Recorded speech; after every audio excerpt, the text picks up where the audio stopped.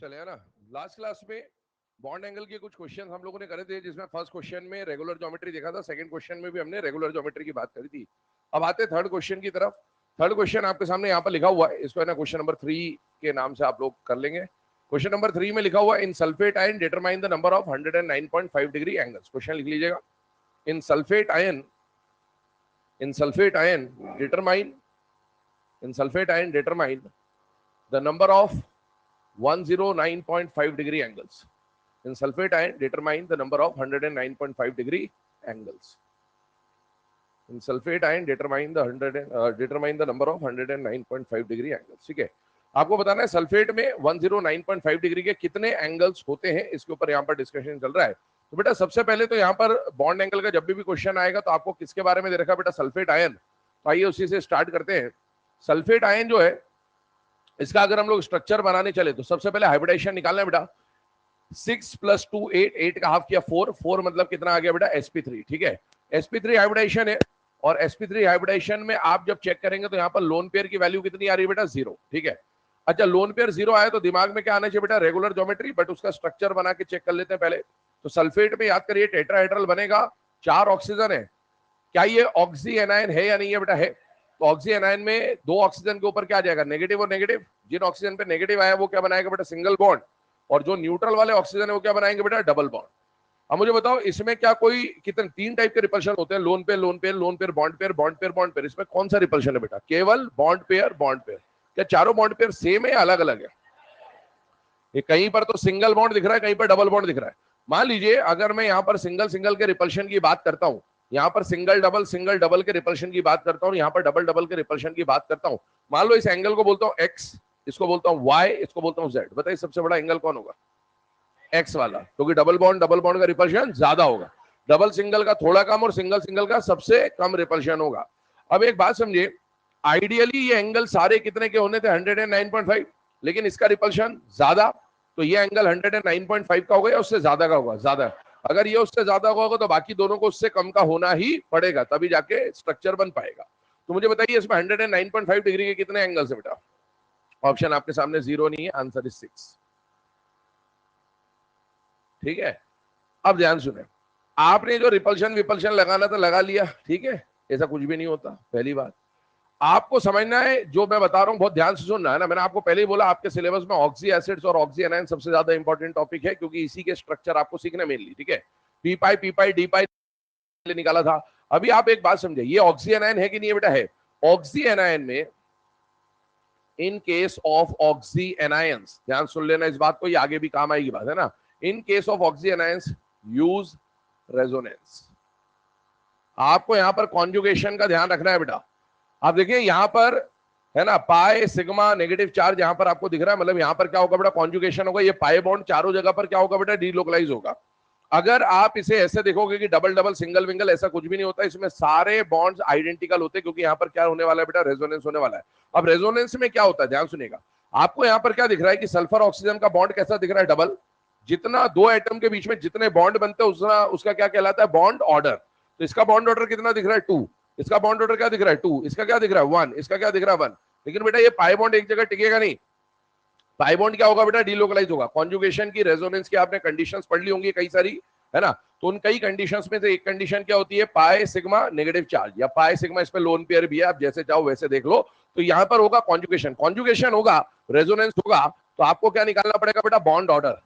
Bond order क्यों निकालना पड़ेगा, क्योंकि आपको दिख तो रहा है कि यहाँ डबल है या सिंगल है, लेकिन ऐसा है नहीं, क्योंकि ये पाई बॉन्ड तो सब जगह घूम रहा होगा। तो ना एक्चुअल में कहीं पर डबल होगा ना कहीं पर सिंगल होगा, एक्चुअल बॉन्ड कितना होगा वो निकाल रहे हैं। और बॉन्ड ऑर्डर किसका निकालेंगे बेटा, सल्फर और ऑक्सीजन का, है ना। ये कहने का मतलब है कि सल्फर ऑक्सीजन में कितने बॉन्ड है वो हमें देखना है। हमें अभी क्या दिख रहा है, कहीं पर डबल दिख रहा है, कहीं पर सिंगल दिख रहा है, पर ऐसा है नहीं। बॉन्ड ऑर्डर निकालने का फॉर्मूला होता है बेटा 1 + π/σ, ये फॉर्मूला होता है। ठीक है, 1 + π/σ की बात करें तो आप इस स्ट्रक्चर में देखिए, अगर मैं 1 + π/σ लगाता हूं तो 1 तो मैंने एज इट इज लिख दिया। पाई बॉन्ड कितने दिख रहे हैं इसमें, 2, और सिग्मा बॉन्ड कितने दिख रहे हैं, 4। इसका मतलब है यहाँ पर जो बॉन्ड ऑर्डर निकल के आएगा वो निकल के आएगा 1.5। 2/4 करेंगे मतलब हाफ हो जाएगा, 1 + हाफ 1.5, दैट इज 1.5। इसका मतलब ये हुआ कि सल्फर ऑक्सीजन के बीच में ना कहीं पर डबल बॉन्ड है ना कहीं पर सिंगल बॉन्ड है, हर जगह कैसा बॉन्ड है बेटा, 1.5। 1.5 बॉन्ड 1 से ज्यादा है, 2 से कम है। तो अगर एक ही होता, 1 होता, तो हम बोलते हैं सिंगल बॉन्ड है। अगर 2 होता तो हम बोलते हैं डबल बॉन्ड है, इनके बीच में आ रहा है तो हम क्या बोलेंगे, पार्शियल डबल बॉन्ड है। क्या बोलेंगे, क्या बोलेंगे, पार्शियल डबल बॉन्ड। अगर ये 1.1 होता तो भी 1 से ज्यादा है, 2 से कम है तो भी पार्शियल डबल बॉन्ड बोलते हैं। 1.5 आए, 1.7 आए, 1.99 आए, यहां तक हम लोग क्या बोलेंगे बेटा, पार्शियल डबल बॉन्ड, एक से ज्यादा, दो से कम। तो अगर इसका पार्शियल डबल बॉन्ड है तो आप ध्यान से सुनिएगा, इसका स्ट्रक्चर वापस से रीड्रॉ करना पड़ेगा आपको। वापस से रीड्रॉ करोगे तो सल्फर के आसपास कितने पोजीशन तैयार हुए थे, 4। ऑक्सीजन कितने आए, 4, 1 2 3 4। हमने यहां पर क्या बनाया था, डबल और सिंगल, पर ऐसा है नहीं एक्चुअल में। पाई बॉन्ड सब जगह घूमने की वजह से एक बॉन्ड तो पूरा रहेगा, लेकिन पाई बॉन्ड 4 जगह बटेंगे, 2 पाई बॉन्ड, तो हर जगह कितना पार्शियल बॉन्ड आएगा, हाफ।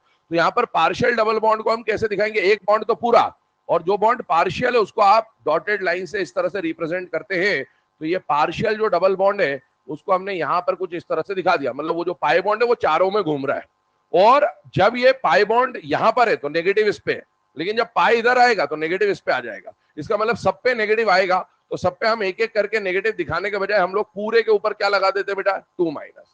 तो पूरे के ऊपर मिला के कितना आ जाएगा, 2- आ जाएगा। ठीक है, अब एक बात समझिए, मुझे बताइए यहां पर आपको बॉन्ड एंगल चेक करना था 109.5 डिग्री के कितने, तो ध्यान सुनिएगा। पहली बात, इसका हाइब्रिडाइजेशन में लोन पेयर कितना है बेटा, 0। यहां पर सिर्फ एक ही टाइप का रिपल्शन है, और वो कौन सा रिपल्शन है, बॉन्ड पेयर, बॉन्ड पेयर। अब मुझे बताओ हो गए बेटा सेम, क्यों क्यों सेम हो गए, रेजोनेंस की वजह से। यहां पर सल्फर ऑक्सीजन का कितना बॉन्ड है बेटा, 1.5। यहां सल्फर ऑक्सीजन का कैसा बॉन्ड है, 1.5। यहां कैसा बॉन्ड है, 1.5। यहां कैसा बॉन्ड है, 1.5। जितना ये इसको रिपेल करेगा, क्योंकि सारे बॉन्ड सेम है, जितना ये इसको धक्का देगा उतना ये इसको धक्का देगा, उतना ये इसको धक्का देगा, उतना ये इसको धक्का देगा। और sp3 में अगर सबके धक्के बराबर तो सारे एंगल भी बराबर, और sp3 में अगर सारे एंगल बराबर होते तो बताइए वो वैल्यू कितने की होती है बेटा, 109.5 डिग्री की। और बताइए 109.5 डिग्री के sp3 में कितने एंगल होते बेटा, 6। और इसीलिए इसका आंसर क्या हो जाएगा बेटा, 6। अगर आपने 0 लगा दिया तो आंसर गलत है। धमाल मूवी देखी है, एरोप्लेन, लाल बटन हरा बटन, है ना। तो वो जो आपको लाल बटन दिख रहा था वो नहीं दबाना था, ठीक है, हरा बटन दबाना था। ध्यान रखिएगा, जल्दबाजी नहीं करेंगे। जब भी ऑक्सी एनायन आएगा तो ऑक्सी एनायन के केस में आपको हमेशा क्या लगाना होगा बेटा, रेजोनेंस के। अगर आपने बॉन्ड पैरामीटर के क्वेश्चन का आंसर दिया तो आप वहीं पाए जाओगे, ठीक है। चलिए, लेकिन इसको फटाफट नोट डाउन करें, अगले एग्जांपल पे मूव करते हैं। तो ये पॉइंट बहुत इंपॉर्टेंट है, स्टार मार्क कर लेना कि ऑक्सी एनायंस के केस में आपको हमेशा कॉन्जुगेशन या रेजोनेंस, आप जो भी बोल दे, लगाना पड़ेगा यहाँ पर लगाना। और अगर आप इसको कॉन्जुगेशन को नहीं लगाते हैं तो फिर आपका आंसर गलत आएगा ही आएगा, क्योंकि आपको रिपल्शन अलग अलग दिखेंगे, कहीं पर ज्यादा रिपल्शन दिखेगा, कहीं पर कम रिपल्शन दिखेगा, लेकिन ऐसा एक्चुअल में होता नहीं है, क्योंकि कॉन्जुगेशन की वजह से सारे बॉन्ड्स एक जैसे हो जाते हैं, यहाँ पर आइडेंटिकल हो जाते हैं।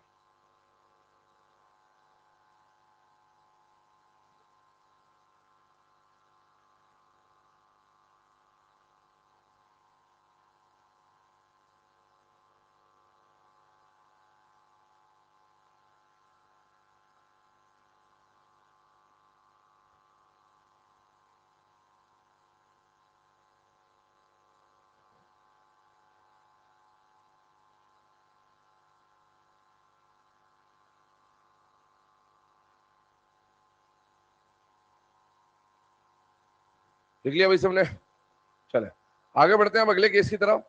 अगला जो एग्जांपल आपके सामने आ रहा है, again compare bond angles in phosphate sulphate perchlorate ion, है ना, ये आयन दे रखे हैं आपको। इसको क्वेश्चन नंबर 4 बना के हम लोग फ्रेम कर लेंगे, ठीक है। आपको बोला कंपेयर बॉन्ड एंगल्स। अब एक बार बताइए, आपको बॉन्ड एंगल किस किस में कंपेयर करना बेटा, फॉस्फेट सल्फेट परक्लोरेट, ठीक है। नाम ध्यान रखना, इस आयन को क्या बोलते हैं बेटा, फॉस्फेट, इसको क्या बोलते हैं सल्फेट, इसको क्या बोलते हैं परक्लोरेट आयन, ठीक है। अब एक बात समझिए, आपको अगर इनका बॉन्ड एंगल निकालना है तो बेटा बॉन्ड एंगल निकालते वक्त सबसे पहला काम क्या करना है, हाइब्रिडाइजेशन निकालना है। हाइब्रिडाइजेशन कैलकुलेट करिए, 5 + 3 8, 8 का हाफ किया 4, 6 + 2 8, 7 + 1 8, 8 का हाफ किया 4। सभी में h का वैल्यू 4 आएगा। 4 मतलब क्या हो गया बेटा, sp3। 4 मतलब क्या हो गया, sp3। 4 मतलब क्या हो गया बेटा, sp3। अब सभी का हाइब्रिडाइजेशन 4 sp3 है, कहीं पर भी d ऑर्बिटल इन्वॉल्व नहीं है। d होता तो आप सीधे सीधे क्या बनाते, स्ट्रक्चर। नहीं है तो आप क्या लगाएंगे, फैक्टर। पहला फैक्टर कौन है, हाइब्रिडाइजेशन खुद, पर हाइब्रिडाइजेशन क्या हो गया, सेम। सेकंड नंबर पे क्या लगाते हैं, लोन पेयर। अच्छा, लोन पेयर देखिए, 4 पोजीशन तैयार हुई, 4 ही साइड एटम सब में आए, लोन पेयर 0 0 0। लोन पेयर 0 आते ही सेंट्रल एटम साइड एटम देखते हैं या रेगुलर ज्योमेट्री देखते हैं, रेगुलर। और रेगुलर सबको एक साथ देखेंगे या इंडिविजुअली देखेंगे, इंडिविजुअल। तो पहले इस फॉस्फेट को पकड़ लिया अपन ने और इसको चेक करते हैं। मुझे बताइए, फॉस्फेट में फास्फोरस के आसपास, फास्फोरस के आसपास कितनी पोजीशन तैयार हुई है? 4। इन चारों पोजीशन पे कौन आ रहा है बेटा? Oxygen, oxygen, oxygen, oxygen. कितना चार्ज है उसके ऊपर? -3। मतलब 3 ऑक्सीजन पे -1, -1, -1 और 1 ऑक्सीजन पे डबल बॉन्ड। ठीक है, इसी तरीके से अब अगर इसमें आगे कंडीशन समझे तो बेटा यहां पर आपको क्या दिख रहा है? इसमें केवल एक ही तरह का रिपल्शन है, बॉन्ड पेयर, बॉन्ड पेयर, लेकिन चारों बॉन्ड पेयर आइडेंटिकल है, अलग अलग है? अलग अलग। इसका मतलब आपको क्या दिखेगा कि यहाँ पर रिपल्शन ज्यादा है, यहाँ पर कम है। लेकिन एक बात बताओ, क्या ये ऑक्सी एनायन है या नहीं है बेटा? है। और ऑक्सी एनायन आते ही आपको क्या लगाना है बेटा? रेजोनेंस। हमें स्पेस अभी मुझे चाहिए तो आप बता देते हैं, इसको अगले केस में डिस्कस कर लेंगे। हाँ, अब अगर ऑक्सी एनायन अपने को दिख रहा है तो ऑक्सी एनायन के केस में क्या लगाएंगे बेटा? रेजोनेंस। तो यहां लिख रहा हूं, in case of oxy anions use resonance. तो आपको सबसे पहले तो ये समझना है कि यहां पर आपको रेजोनेंस लगाना है, वरना आपको सारे बॉन्ड एंगल अलग अलग दिख रहे होंगे। सेम इधर देखो, अब जब इसमें रेजोनेंस लगाओगे तो बेटा आपको निकालना है बॉन्ड ऑर्डर। बॉन्ड ऑर्डर निकालने का फॉर्मूला अभी मैंने बताया था, क्या है बेटा? 1 + पाई बाय सिग्मा। तो बेटा 1 + पाई बॉन्ड कितना है इसमें? 1, और सिग्मा कितने? 4। तो इसका बॉन्ड ऑर्डर कितना आ गया बेटा? 1.25। इसका मतलब है फास्फोरस और ऑक्सीजन के बीच में ना कहीं डबल बॉन्ड है, ना कहीं सिंगल बॉन्ड है, हर जगह कैसा बॉन्ड है? 1.25, 1.25, 1.25, 1.25। 1.25 मतलब पार्शियल डबल बॉन्ड। और पार्शियल डबल बॉन्ड अगर है तो आइए उसको स्ट्रक्चर से रिप्रेजेंट करते हैं। फास्फोरस ने अपने आसपास 4 पोजीशन तैयार करी, 4 में से 1 ऑक्सीजन, 2 ऑक्सीजन, 3 ऑक्सीजन, 4 ऑक्सीजन, और ये जो चार्ज है ना वो पूरे के ऊपर ऐसा लगा देंगे 3-। और वो जो पार्शियल बॉन्ड है वो हर जगह बराबर डिलोकलाइज है, 1.25, 1.25, 1.25, 1.25। ये कहानी बन के आती है। अब देखो चारों बॉन्ड एक जैसे हैं, अलग अलग है बेटा? एक जैसे। तो सबका एक दूसरे पे रिपल्शन बराबर होगा, और सबका एक दूसरे पे रिपल्शन बराबर होगा तो सबका एंगल भी बराबर होगा। और sp3 में अगर सबका एंगल बराबर है तो एंगल की वैल्यू कितनी आएगी बेटा? 109.5 डिग्री की। ठीक है, सल्फेट जस्ट इससे पहले हमने क्वेश्चन अभी डिस्कस किया ही था, सल्फेट के लिए ही था वो, तो मैं डायरेक्टली बना रहा हूं। सल्फर के आसपास 4 पोजीशन, क्लोरीन के आसपास 4 पोजीशन, चारों पोजीशन को ऑक्यूपाई करने कौन आया बेटा? Oxygen, oxygen, oxygen, oxygen, oxygen, oxygen, oxygen, oxygen. 2 oxygen पे आपको मिल जाएगा बेटा नेगेटिव चार्ज, और 2 ऑक्सीजन पे क्या मिल जाएगा? Double bond. 1 ऑक्सीजन पे मिल जाएगा नेगेटिव चार्ज, और 3 ऑक्सीजन पे क्या मिल जाएगा? Double bond. और आपको दिखेगा कि वहां पर भी कहीं सिंगल बॉन्ड है, कहीं डबल बॉन्ड है, वहां पर भी कहीं सिंगल बॉन्ड है, कहीं डबल बॉन्ड है, लेकिन ये ऑक्सी एनायन है, इसमें आपको लगाना पड़ेगा कॉन्जुगेशन। कॉन्जुगेशन जब आप लगाओगे तो बेटा आप बॉन्ड ऑर्डर निकालोगे, और बॉन्ड ऑर्डर निकालेंगे तो यहां पर आएगा 1 + pi by sigma, that is 1.5, जो ऑलरेडी हम इससे पहले कर चुके। और यहां पर अगर हम लोग बात करें तो आ जाएगा 1 + 3/4, दैट इज इक्वल टू 1.75। अब सल्फेट का स्ट्रक्चर बनाते हैं तो बेटा सल्फर के आसपास 4 पोजीशन तैयार हुई, चारों पे कौन आ गया बेटा? ऑक्सीजन। पूरे पे जो माइनस चार्ज हमने ऐसे लगा दिया, और वो जो पार्शियल बॉन्ड डीलोकलाइज हुआ है वो सब जगह बराबर डीलोकलाइज हुआ है, इसीलिए एक जैसी कंडीशन आएगी। अब इसको भूल जाइए, है ना? लोन पेयर जीरो होने का मतलब होता है रेगुलर ज्योमेट्री। रेगुलर ज्योमेट्री किसी और के साथ चेक नहीं होती, इंडिविजुअली चेक होती है। इसके अंदर lone pair zero, all side atom are same, और सारे बॉन्ड भी सेम है, 1.5, 1.5, 1.5, 1.5। सबका एक दूसरे पे रिपल्शन बराबर, और सबका एक दूसरे पे रिपल्शन बराबर तो सारे एंगल भी बराबर, और सारे एंगल कितने निकल के आएंगे? 109.5। अब इन दोनों को कंपेयर कर लीजिए, क्या इसका एंगल भी 109.5, इसका भी एंगल 109.5 है या नहीं है बेटा? है। आगे बढ़ते हैं। इसी तरीके से आप जब परक्लोरेट को सॉल्व करेंगे तो बेटा क्लोरीन ने अपने आसपास 4 पोजीशन तैयार करी ऑक्सीजन की, पूरे के ऊपर कितना चार्ज आ रहा है बेटा? -1। पाई बॉन्ड बराबर डिलोकलाइज होगा, तो यहां पर भी बराबर बराबर, यहां भी बराबर, यहां भी बराबर, यहां भी बराबर, और सारे रिपल्शन बराबर, सारे एंगल बराबर, तो यहां भी एंगल आएगा 109.5 डिग्री का। मतलब इन सबके बॉन्ड एंगल्स आपस में कैसे आएंगे? इक्वल। अब एक सवाल उठेगा मन में कि सर इसका बॉन्ड ऑर्डर तो ज्यादा है, इसका तो और भी ज्यादा है, तो बॉन्ड ऑर्डर कम ज्यादा होने के बाद भी क्या बॉन्ड एंगल बराबर हो सकते हैं? यस। बॉन्ड लेंथ अलग होगी लेकिन बॉन्ड एंगल बराबर होगा। मैंने बहुत कल भी बोला था आपको, पहले भी कई बार बोल चुका हूं, रिपल्शन कम करने के 2 तरीके, या तो एंगल बढ़ा लो या लेंथ बढ़ा लो। यहाँ एंगल सेम है, लेकिन जब हम यही क्वेश्चन बॉन्ड लेंथ में करेंगे तो बॉन्ड लेंथ छोटी होगी। यहाँ ये पास रह के एंगल मेंटेन कर रहे हैं, या ये थोड़े दूर रह के एंगल मेंटेन कर रहे हैं, और ये और दूर रह के एंगल मेंटेन कर रहे हैं, बट एंगल ये इक्वल मेंटेन करके चल रहे हैं। नोट डाउन करिए इसे, आगे बढ़ते हैं। तो ऑक्सी एनायन आते ही दिमाग में रेजोनेंस आ जाना चाहिए बेटा, क्योंकि रेजोनेंस अगर नहीं लगाया तो आपके बॉन्ड एंगल, बॉन्ड लेंथ, है ना, बॉन्ड स्ट्रेंथ, ऐसे कई सारे क्वेश्चन ऑक्सी एनायंस के केस में गलत हो जाएंगे अगर आप रेजोनेंस यूज नहीं करते हैं।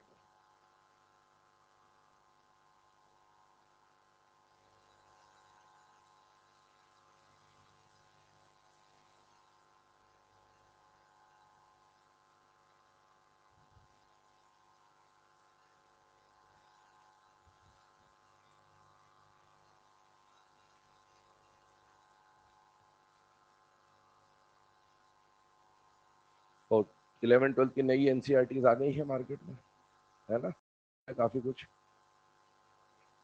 बोर्ड्स के लिए। नीट का भी कुछ कह नहीं सकते बेटा, अभी नीट का जब तक एग्जाम का सिलेबस आ नहीं जाता, है ना, तब तक अपन पूरे ही मान के चलेंगे, और इवन आ भी जाए कम तो भी पूरे ही मान के चलना, कोई भरोसा नहीं है ना, कि आप कम पढ़ के चले जाओ और वहां पूरा ही दे दे। जब तक 1-2 साल तक पेपर हो नहीं जाते, ट्रेंड एनालिसिस हो नहीं जाता कि भैया जो सिलेबस है उसी में से पूछ रहा है, पुराने सिलेबस में से नहीं पूछ रहा है, तब तक रिस्क नहीं लेने का। ठीक है, बोर्ड में रिस्क ले सकते हो, बोर्ड में जो डिफाइंड है एनसीईआरटी उसी में से आएगा, लेकिन एनटीए कॉम्पिटिटिव एग्जाम है तो अभी इसमें क्या करेगा क्या नहीं करेगा वो सिलेबस डिफाइन हो जाए। इवन मैं तो सिलेबस पे भी नहीं मानूंगा, मैं तो 2 साल के पेपर जब हो जाएंगे फिर मानेंगे कि भाई हाँ उसी के हिसाब से पूछ रहा है। के कई सारे चैप्टर्स रिड्यूस कर दिए गए हैं, ब्लॉक्स हटा दिए गए सारे, एस ब्लॉक हट गया है, हाइड्रोजन हट गया, पी ब्लॉक हट गया पूरा। ठीक है, पूरा पी ब्लॉक उड़ा दिया गया है सिलेबस में से, है ना। उसके बाद आपके मतलब 12th में कोऑर्डिनेशन कंपाउंड्स आएगा और एक डी एंड एफ ब्लॉक आएगा। मेटलर्जी हटा दिया गया है ना, काफी कुछ हटा दिया है। आपका एक सॉलिड स्टेट हटा दिया गया है शायद, सरफेस केमिस्ट्री हटा दिया गया है ना, और है बचा क्या फिर, सब में रिमूव हुआ है। हाँ पूरा ही पढ़ाएंगे बेटा, आधा क्या अभी और क्या बोल रहा हूँ मैं इतनी देर से, है फिजिकल में से 2 चैप्टर हटाए, ऑर्गेनिक शायद आपके वो bio molecules, polymers, chemistry in everyday life जो है वो सब हटा दिए गए।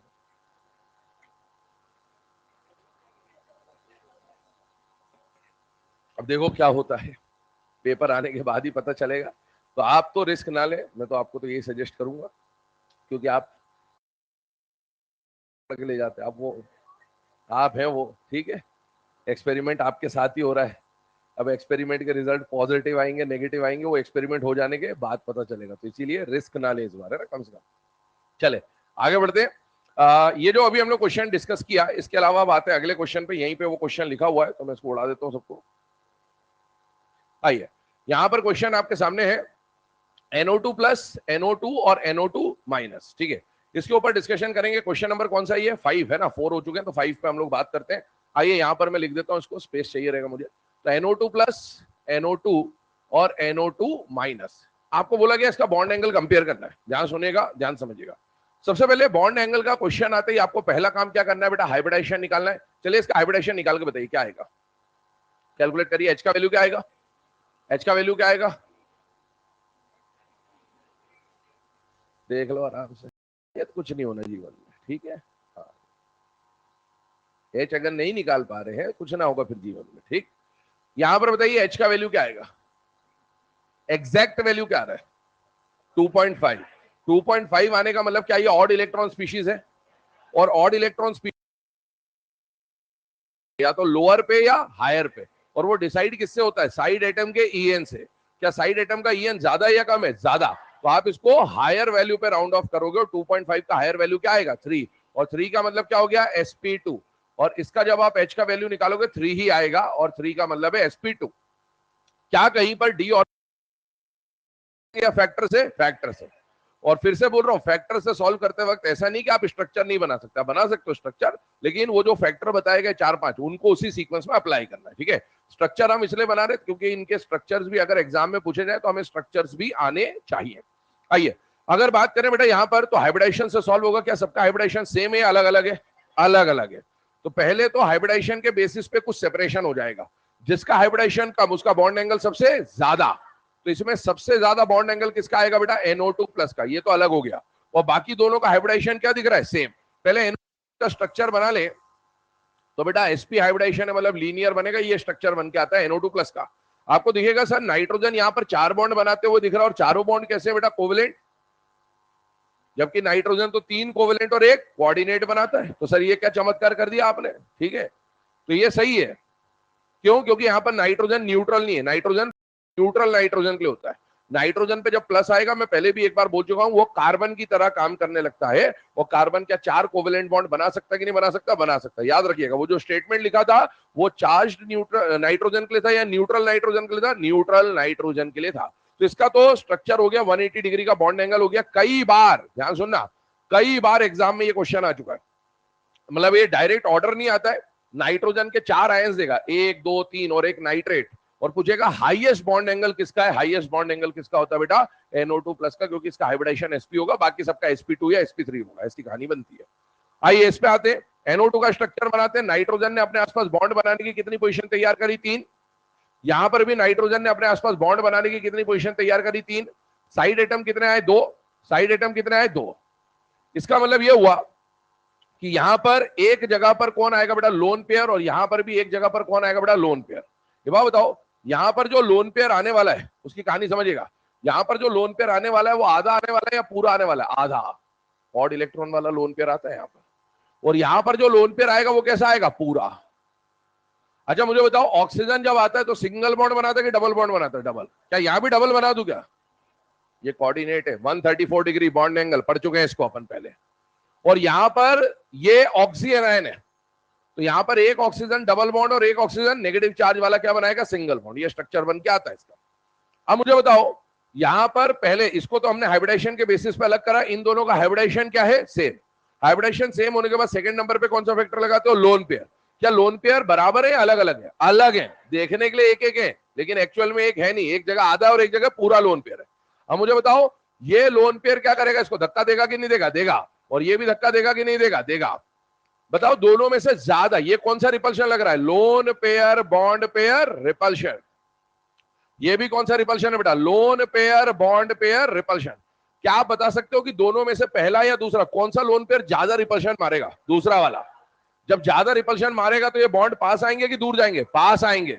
और पास आएंगे तो ये वाला एंगल ज्यादा मिलेगा या कम मिलेगा, कम मिलेगा। ये वाला एंगल मिलेगा छोटा, पास आ जाएंगे। और ये रिपल्शन उतना ज्यादा नहीं मारेगा, और नहीं मारेगा तो ये वाला बॉन्ड एंगल क्या मिलेगा बेटा, ज्यादा। यहां पर lone pair bond pair repulsion weak है, यहां पर लोन पेयर बॉन्ड पे रिपल्शन पावरफुल है। तो ये रिपल्शन पावरफुल है तो इसको पास आना पड़ेगा, ये रिपल्शन वीक है तो ये थोड़े दूर रहेंगे। मतलब दोनों में से बड़ा बॉन्ड एंगल किसका है, NO2 का, और उसका बॉन्ड एंगल क्या मिलेगा बेटा, छोटा बॉन्ड एंगल मिलेगा। इसका मतलब है यहां पर आ जाएगा NO2 और यहां पर कौन आ जाएगा बेटा, NO2 माइनस। तो यहां पर लोन पेयर डिफरेंट होने की वजह से रिपल्शन के अमाउंट में डिफरेंस होगा, और जिसका लोन पेयर पावरफुल है उसका रिपल्शन ज्यादा, रिपल्शन ज्यादा तो एंगल कम, और यहां पर रिपल्शन वीक है तो बॉन्ड एंगल क्या मिलेगा, ज्यादा। नोट डाउन कर लीजिए, इसे एग्जाम में आया हुआ क्वेश्चन है। ये ऑर्डर जेई मेंस में पूछा जा चुका है पहले, और इंडिविजुअली तो कई बार ये क्वेश्चन आ चुका है NO2 प्लस को लेकर। बाकी ये एग्जैक्ट क्वेश्चन जेई मेंस का है।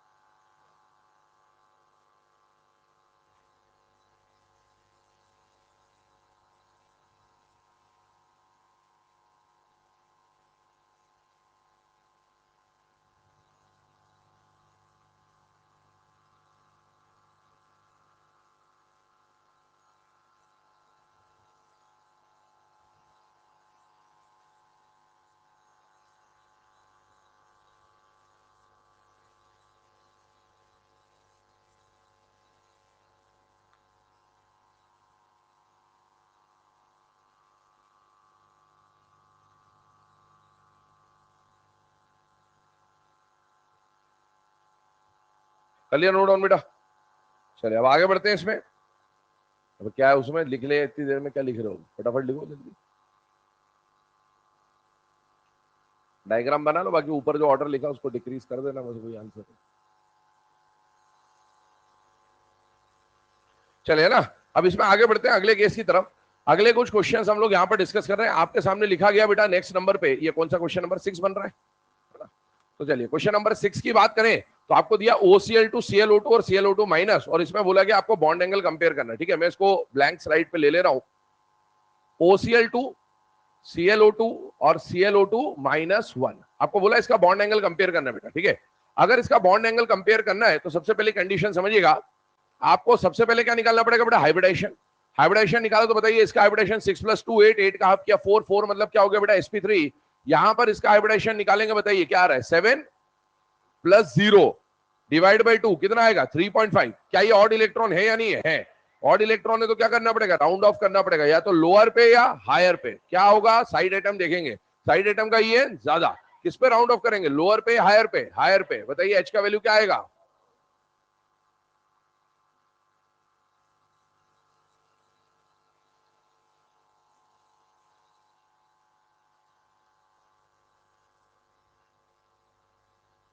हम्म।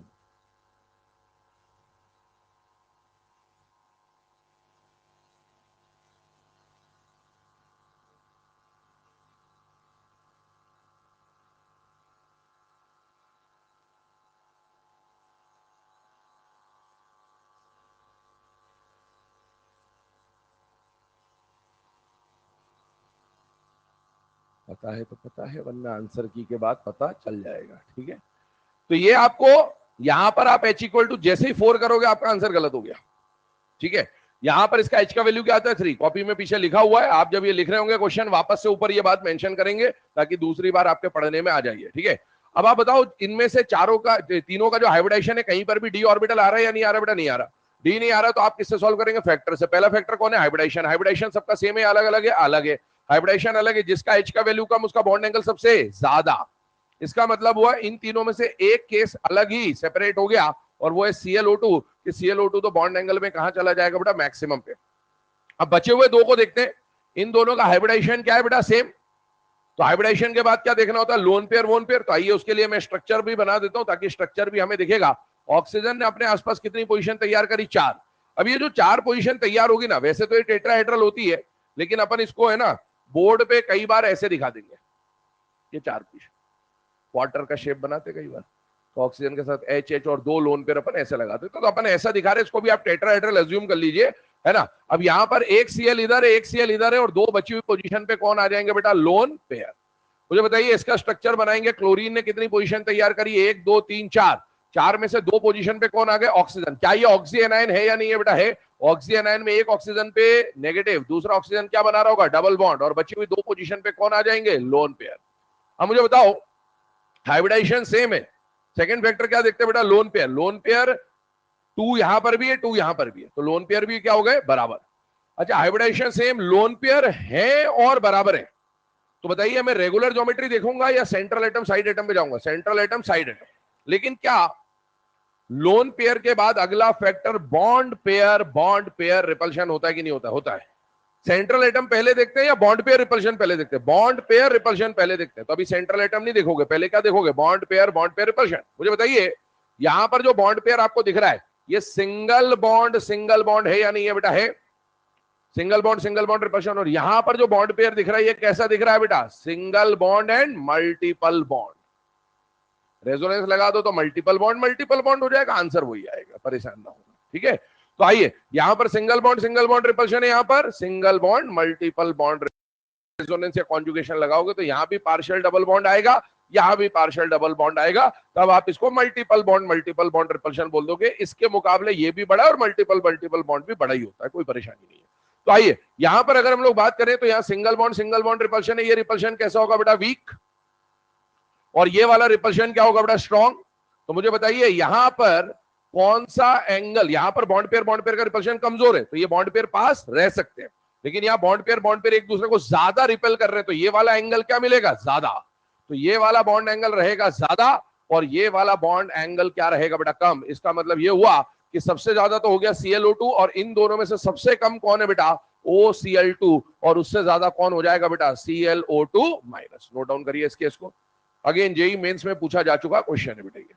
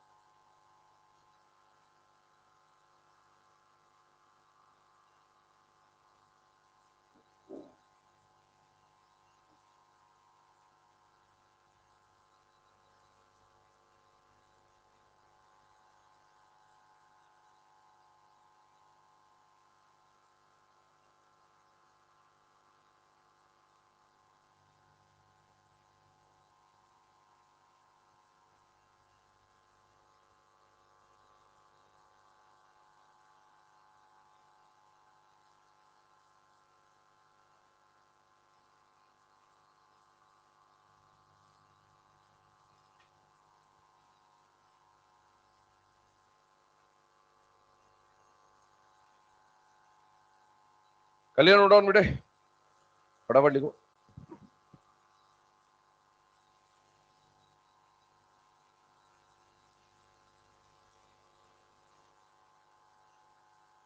चले आते हैं अगले क्वेश्चन पे। क्वेश्चन नंबर 7 जो आपके सामने है वो है OH2 OF2 OCl2, ठीक है, इसके ऊपर डिस्कशन करेंगे।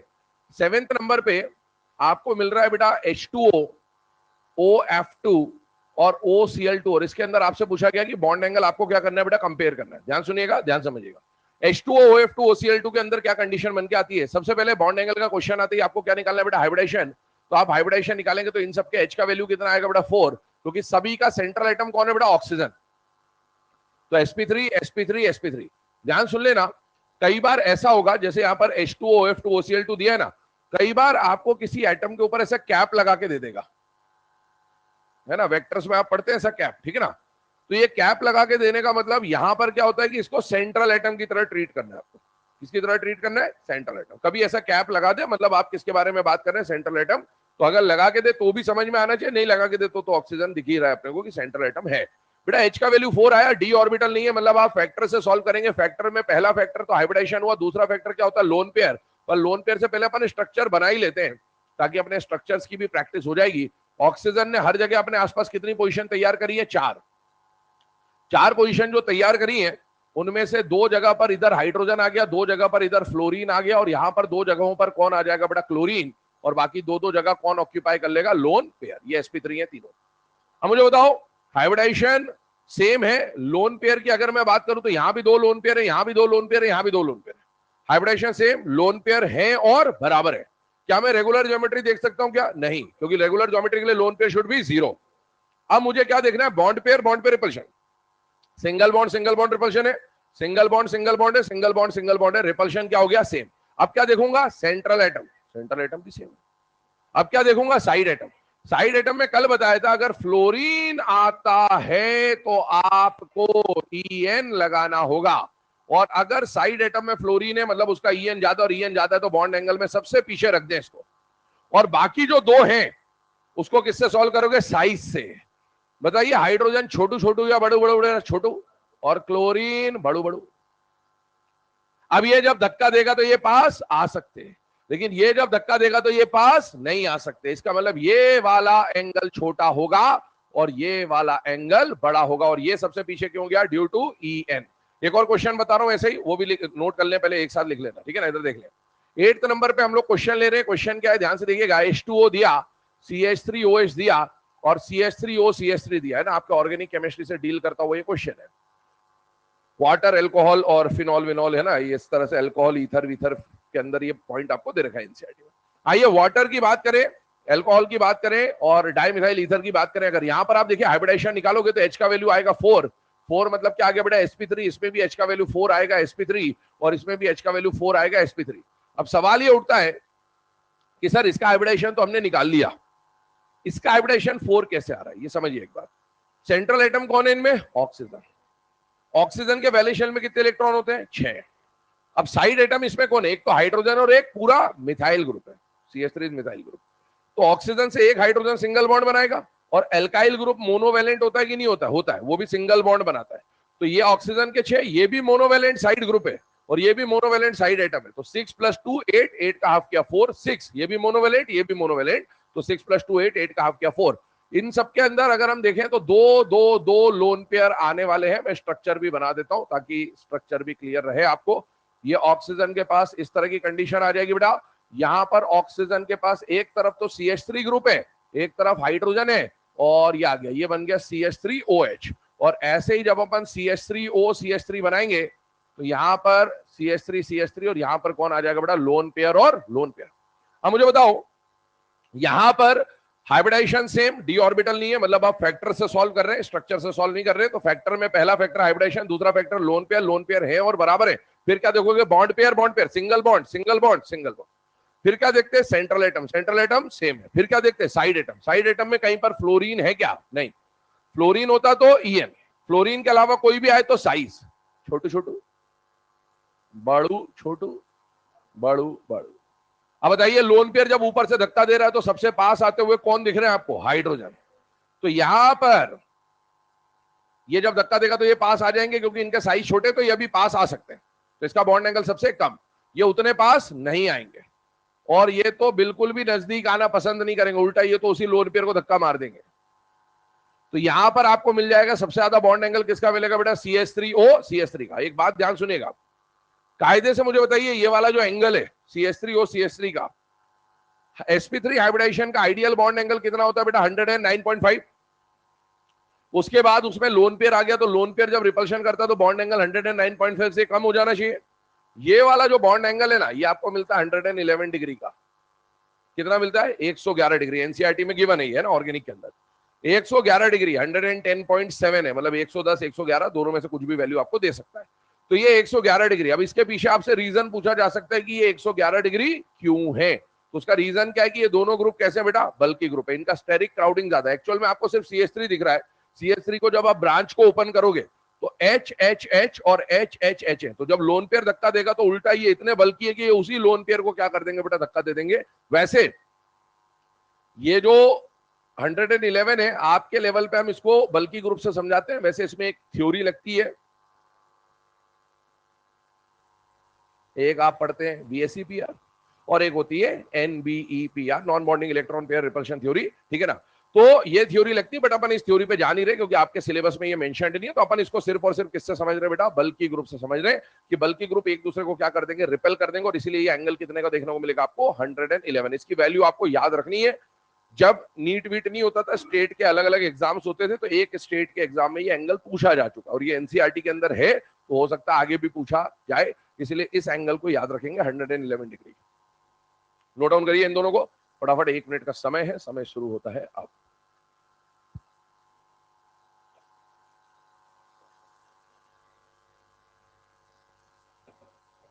कल कोई क्लास व्लास है आपकी, अभी तक नहीं है, बस ठीक है, मैं रखूंगा है, यहाँ बोर्ड पे पढ़ा देंगे, घर से देख लेना, कोई परेशानी। अब वो भी रखेंगे, सभी रखेंगे आज। हाँ तो क्या हो गया,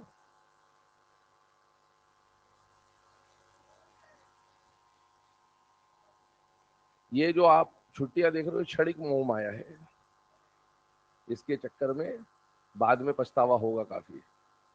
व्हाइट बोर्ड होता तो परेशानी नहीं थी, डिजिटल में क्या सिलेबस धीरे चलता रहता, ये लिख दिया, लिखने के बाद खड़े हो गए, अब क्या है, वो जो व्हाइट बोर्ड रहता तो इधर लिखने के बाद दूसरी तरफ लिखते रहते हैं जब तक आप लिखते, थोड़ा सा वो डिफरेंस आता है।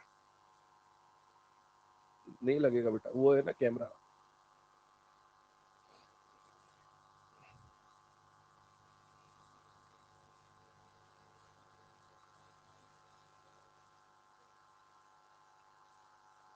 है बेटा,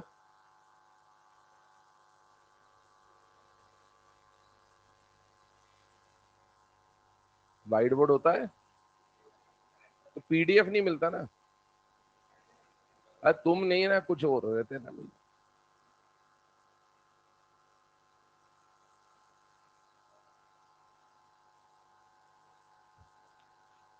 ठीक है, नोट डाउन हो गया बेटा सबका। चलिए अब आगे बढ़ते हैं इसमें अगले केस की तरफ। 1 मिनट बोला था, 2 मिनट हो गए, अब आगे बढ़ेंगे ना इसमें। यहां पर अभी हमने जो क्वेश्चन नंबर करा, क्वेश्चन नंबर 8 था, क्वेश्चन नंबर 9 पे आते हैं ना, ये वाला क्वेश्चन ऑलरेडी हम डिस्कस कर चुके हैं प्रीवियस स्लाइड में। क्वेश्चन नंबर 9 पे आते हैं। क्वेश्चन नंबर 9 में आपको क्या दिया गया बेटा, CO2 और XeF2। अब ध्यान से देखना, आपको बोला बॉन्ड एंगल कंपेयर करना है CO2 और XeF2 का। तो बेटा एक बात बताओ, सबसे पहले बॉन्ड एंगल का क्वेश्चन आते ही क्या निकालेंगे, हाइब्रिडाइजेशन। इसके H का वैल्यू निकालोगे तो 2sp हाइब्रिडाइजेशन, ये तो पता ही होना चाहिए। XeF2 में 8 + 2 10, 10 का हाफ किया 5, 5 मतलब sp3d। क्या यहां पर d ऑर्बिटल आ गया, ये पहला केस अपन ऐसा पढ़ रहे हैं जहां पर हाइब्रिडाइजेशन के अंदर हमने d ऑर्बिटल को इन्वॉल्व किया है। अच्छा, d आते ही फैक्टर या स्ट्रक्चर, स्ट्रक्चर आप फैक्टर को कर दीजिए साइड में और आप सीधे सीधे बनाएंगे अभी स्ट्रक्चर। वरना अगर आप फैक्टर पे जाएंगे तो पहले वो समझते हैं कि क्या होता। आप फैक्टर लगाएंगे तो बताइए दोनों का हाइब्रिडाइजेशन सेम है, अलग अलग है, अलग अलग है। तो आप क्या बोलते हैं कि जिसका हाइब्रिडाइजेशन ज्यादा उसका बॉन्ड एंगल कम। तो आपका आंसर क्या आना चाहिए था कि इसका बॉन्ड एंगल ज्यादा और इसका बॉन्ड एंगल कम, ये आता। अगर आप बनाया तो बच्चे बच्चे को ये स्ट्रक्चर पता होना चाहिए, नहीं पता है तो आप अगले साल की तैयारी कर रहे हैं। और XeF2 sp3d, जेनॉन ने अपने आसपास बॉन्ड बनाने की कितनी पोजीशन तैयार करी बेटा, 5, जिनमें से 3 पोजीशन तो बोर्ड वाले प्लेन पर है और 2 पोजीशन बाहर की तरफ है ना, एक बाहर की तरफ एक अंदर की तरफ। अच्छा, 5 पोजीशन तैयार हुई, साइड एटम कितने आए? 2, मतलब 3 जगहों पर क्या आएगा? Lone pair. लोन पेयर यहां पर कौन सी पोजीशन ऑक्यूपाई करता है? इक्वेटोरियल। अब अगर मैं लोन पेयर को इक्वेटोरियल पे रखता हूं तो यहां पर एक इक्वेटोरियल पे एक लोन पेयर आ गया, दूसरे पे दूसरा लोन पेयर आ गया, तीसरे इक्वेटोरियल पे तीसरा लोन पेयर आ गया, और यहां पर कौन आ गया बेटा? फ्लोरीन। और यहां पर क्या आ गया? फ्लोरीन। मुझे बताइए, sp3d में जब ये स्ट्रक्चर बनता है तो ज्योमेट्री क्या बनती है? लीनियर। इसका मतलब ये हुआ, तो मुझे बताओ ये वाला एंगल कितने का हुआ? 180 डिग्री। और एक ही तो एंगल है इसमें, यही तो है, और कुछ है ही नहीं, तो ये एंगल कितने का? ये भी 180 डिग्री का है। अब मुझे बताओ दोनों एंगल बराबर है या अलग अलग है? से सॉल्व कर रहे थे तो फैक्टर के हिसाब से इसका एंगल ज्यादा आना चाहिए था और उसका एंगल क्या आना चाहिए था? कम। इसलिए जब भी डी ऑर्बिटल आ जाए आप फैक्टर नहीं लगाएंगे, आप स्ट्रक्चर बनाएंगे, स्ट्रक्चर में आपको दिख जाएगा कि एक्सियल एक्सियल एंगल की बात हो रही है या एक्सियल इक्वेटोरियल की बात हो रही है या इक्वेटोरियल इक्वेटोरियल की बात हो रही है, और आप कंपेयर कर पाएंगे कि वो 120 होगा या 90 होगा या 180 होगा या मोर देन लेस देन जो भी होगा, वो आप यहां पर चेक कर सकते हैं स्ट्रक्चर की मदद से। नोट डाउन करिए इसे। एक और क्वेश्चन देखते हैं इस टाइप का।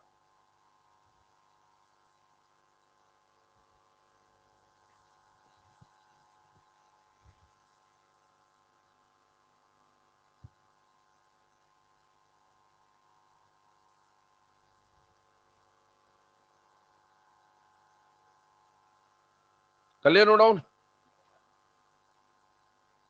1 मिनट में इतना सा क्वेश्चन लिखिएगा, 10 second.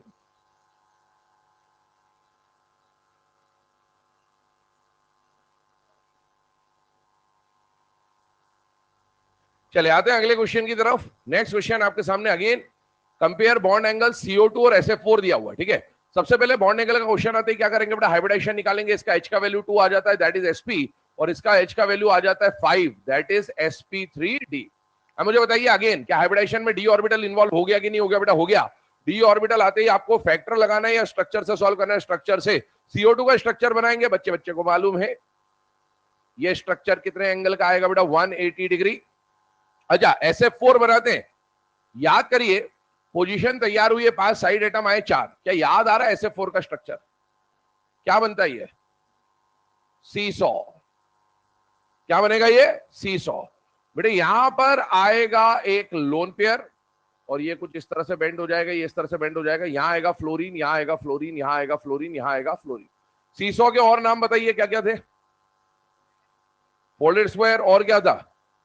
Distorted tetrahedral. Tetra, octa नहीं, 4 ही साइड एटम है, टेट्राहेड्रल है ना। और उसके अलावा पाई के त्रा, है ना, ये भी है। अरे है, हाँ ठीक है। चलो अब इसके बाद आगे बात करेंगे, है ना। तो ये जो स्ट्रक्चर बना है, मुझे बताइए इसमें बॉन्ड एंगल कितने का मिल रहा है? 180। और इसमें स्ट्रक्चर से सॉल्व करना है। मुझे बताइए, अगर इसमें ये देखो ध्यान से, ये वाला फ्लोरीन और ये वाला फ्लोरीन लेता हूं मैं, ये दोनों, ये बताइए इक्वेटोरियल है या एक्सियल है बेटा? इक्वेटोरियल। तो इक्वेटोरियल इक्वेटोरियल इक्वेटोरियल वाला जो एंगल है ये कितने का होता है? कायदे से 120, लेकिन लोन पे रिपल्शन की वजह से क्या हो जाता है? Less than 120। तो एक एंगल तो आपको इसमें कौन सा मिल रहा है बेटा? Less than 120। अच्छा मुझे बताइए, इसमें अगर ये लाइन सीधी होती तो इस लाइन का इससे एंगल कितने का होता? 90। लेकिन रिपल्शन की वजह से ये लाइन एक्चुअल में बाहर है इससे, है ना, और बाहर ऐसे बेंड हुई है, तो ये एंगल जो 90 का होता था वो हो जाता था लेस देन 90। और जो ये 180, अगर ये लाइन सीधी होती तो 180 होता, और ये बेंड हो गया तो ये एंगल कितने का हो जाता था? Less than 180। इसका एंगल कितने का? 180। और यहां पर क्या कोई 180 से बड़ा एंगल या 180 के बराबर दिख रहा है, या सारे छोटे दिख रहे हैं? सारे छोटे। इसका मतलब है इसका एंगल क्या है? ज्यादा। अब हो सकता है एग्जाम में ये तीनों, अभी इसमें केस ऐसा बन रहा है कि उसका एंगल तीनों से ही बड़ा है, इसलिए तीनों में से किसी से भी कंपेयर करवा दे, आंसर आ जाएगा। लेकिन एग्जाम में जनरली आपको स्पेसिफाई करके देगा, जैसे मैं यहां पर लिख रहा हूं, एफ एक्सियल सल्फर और एफ एक्सियल का एंगल आपको लेना है। अगर इस एंगल की बात करें तो ये एंगल कौन सा बेटा? लेस देन 180 वाला। तो आपने CO2 को कंपैरिजन किससे करना है? एफ एक्सियल वाला, फिर सल्फर और एफ एक्सियल वाला, और ये एंगल कितने का होगा बेटा? Less than 180। एक 180, एक लेस देन 180। हो सकता है एग्जाम में यहां लिख देता equatorial fluorine sulphur and axial fluorine, तो एंगल कितना हो जाता? लेस देन 90 का। और बोल सकता था इक्वेटोरियल फ्लोरीन सल्फर और इक्वेटोरियल फ्लोरीन, तो एंगल कौन सा होता? 120। वो डिपेंड कर सकता है, कोई भी दिया जा सकता है। इसीलिए स्ट्रक्चर जब तक नहीं बनाएंगे तब तक हमें वो एंगल समझ नहीं आएगा कि वो एंगल कितने का है, क्योंकि यहां पर वेरिएबल एंगल्स होते हैं, और इसीलिए डी ऑर्बिटल वाले केसेस में आपको स्ट्रक्चर्स बनाने होते हैं। नोट डाउन कर लें इसे।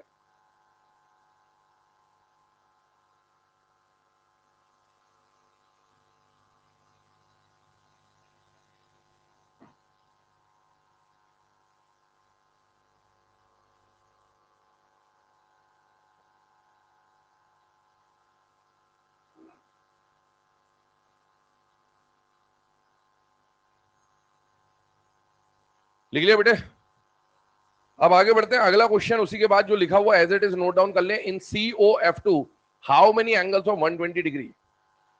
इन COF2 how many angles of 120 degree? In COF2 how many angles of 120 degree?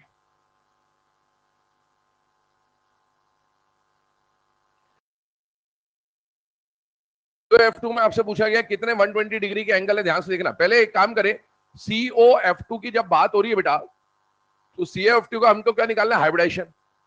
मुझे बताइए इसमें सेंट्रल एटम कौन है? कौन है? कार्बन है कि ऑक्सीजन है? है?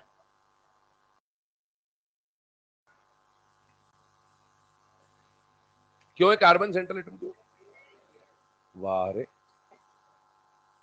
वाह, लेस EN वाले को सेंट्रल एटम मानते हैं।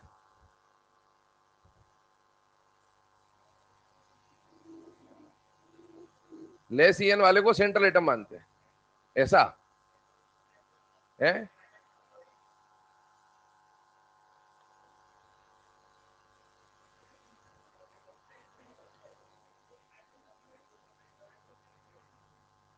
हाइड्रोजन और फ्लोरीन को छोड़ के? फ्लोरीन तो कभी भी आएगा तो सेंट्रल एटम तो लेस EN वाला ही होगा, उसमें क्या छोड़ना था? ये ले।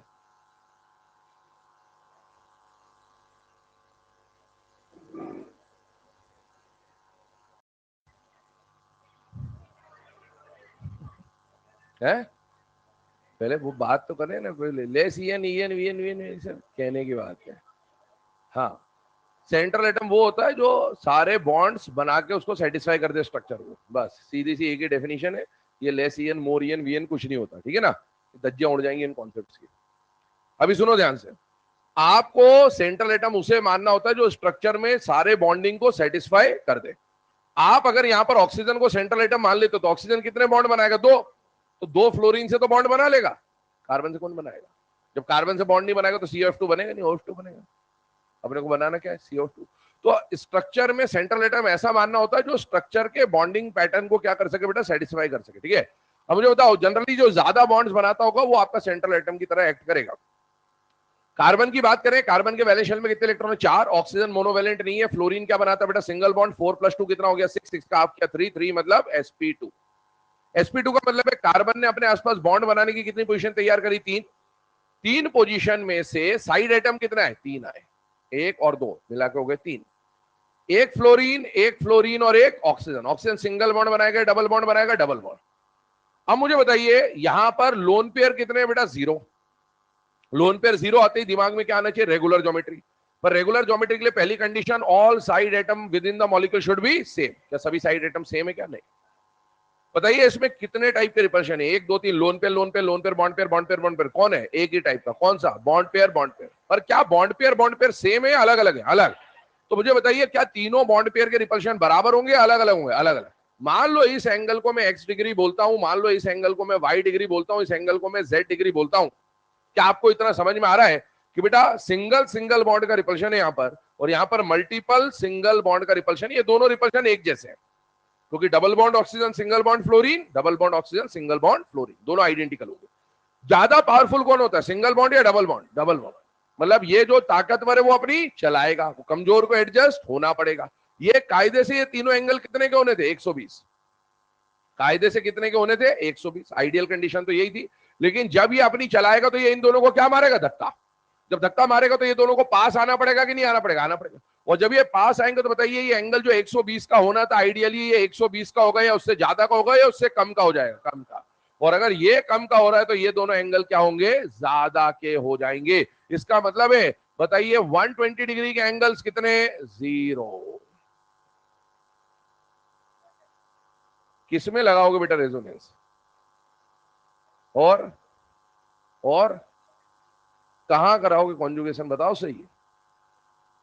कहां कराओगे कॉन्जुगेशन? किसके साथ कराओगे कॉन्जुगेशन? फ्लोरीन के साथ।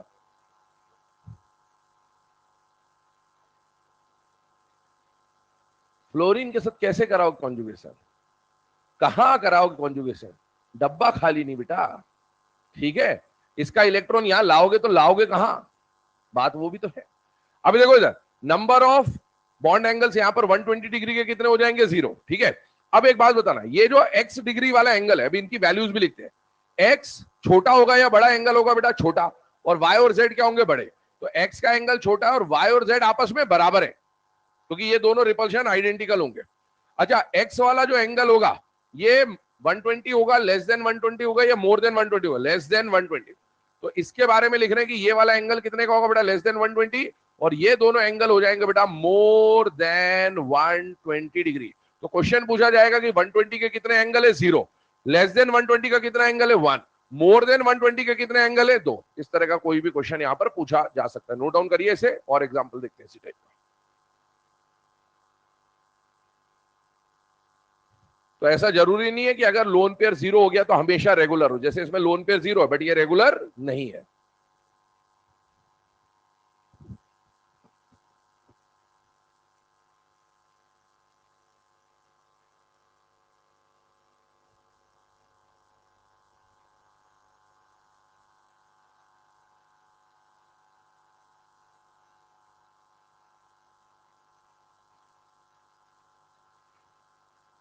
लिख लिया?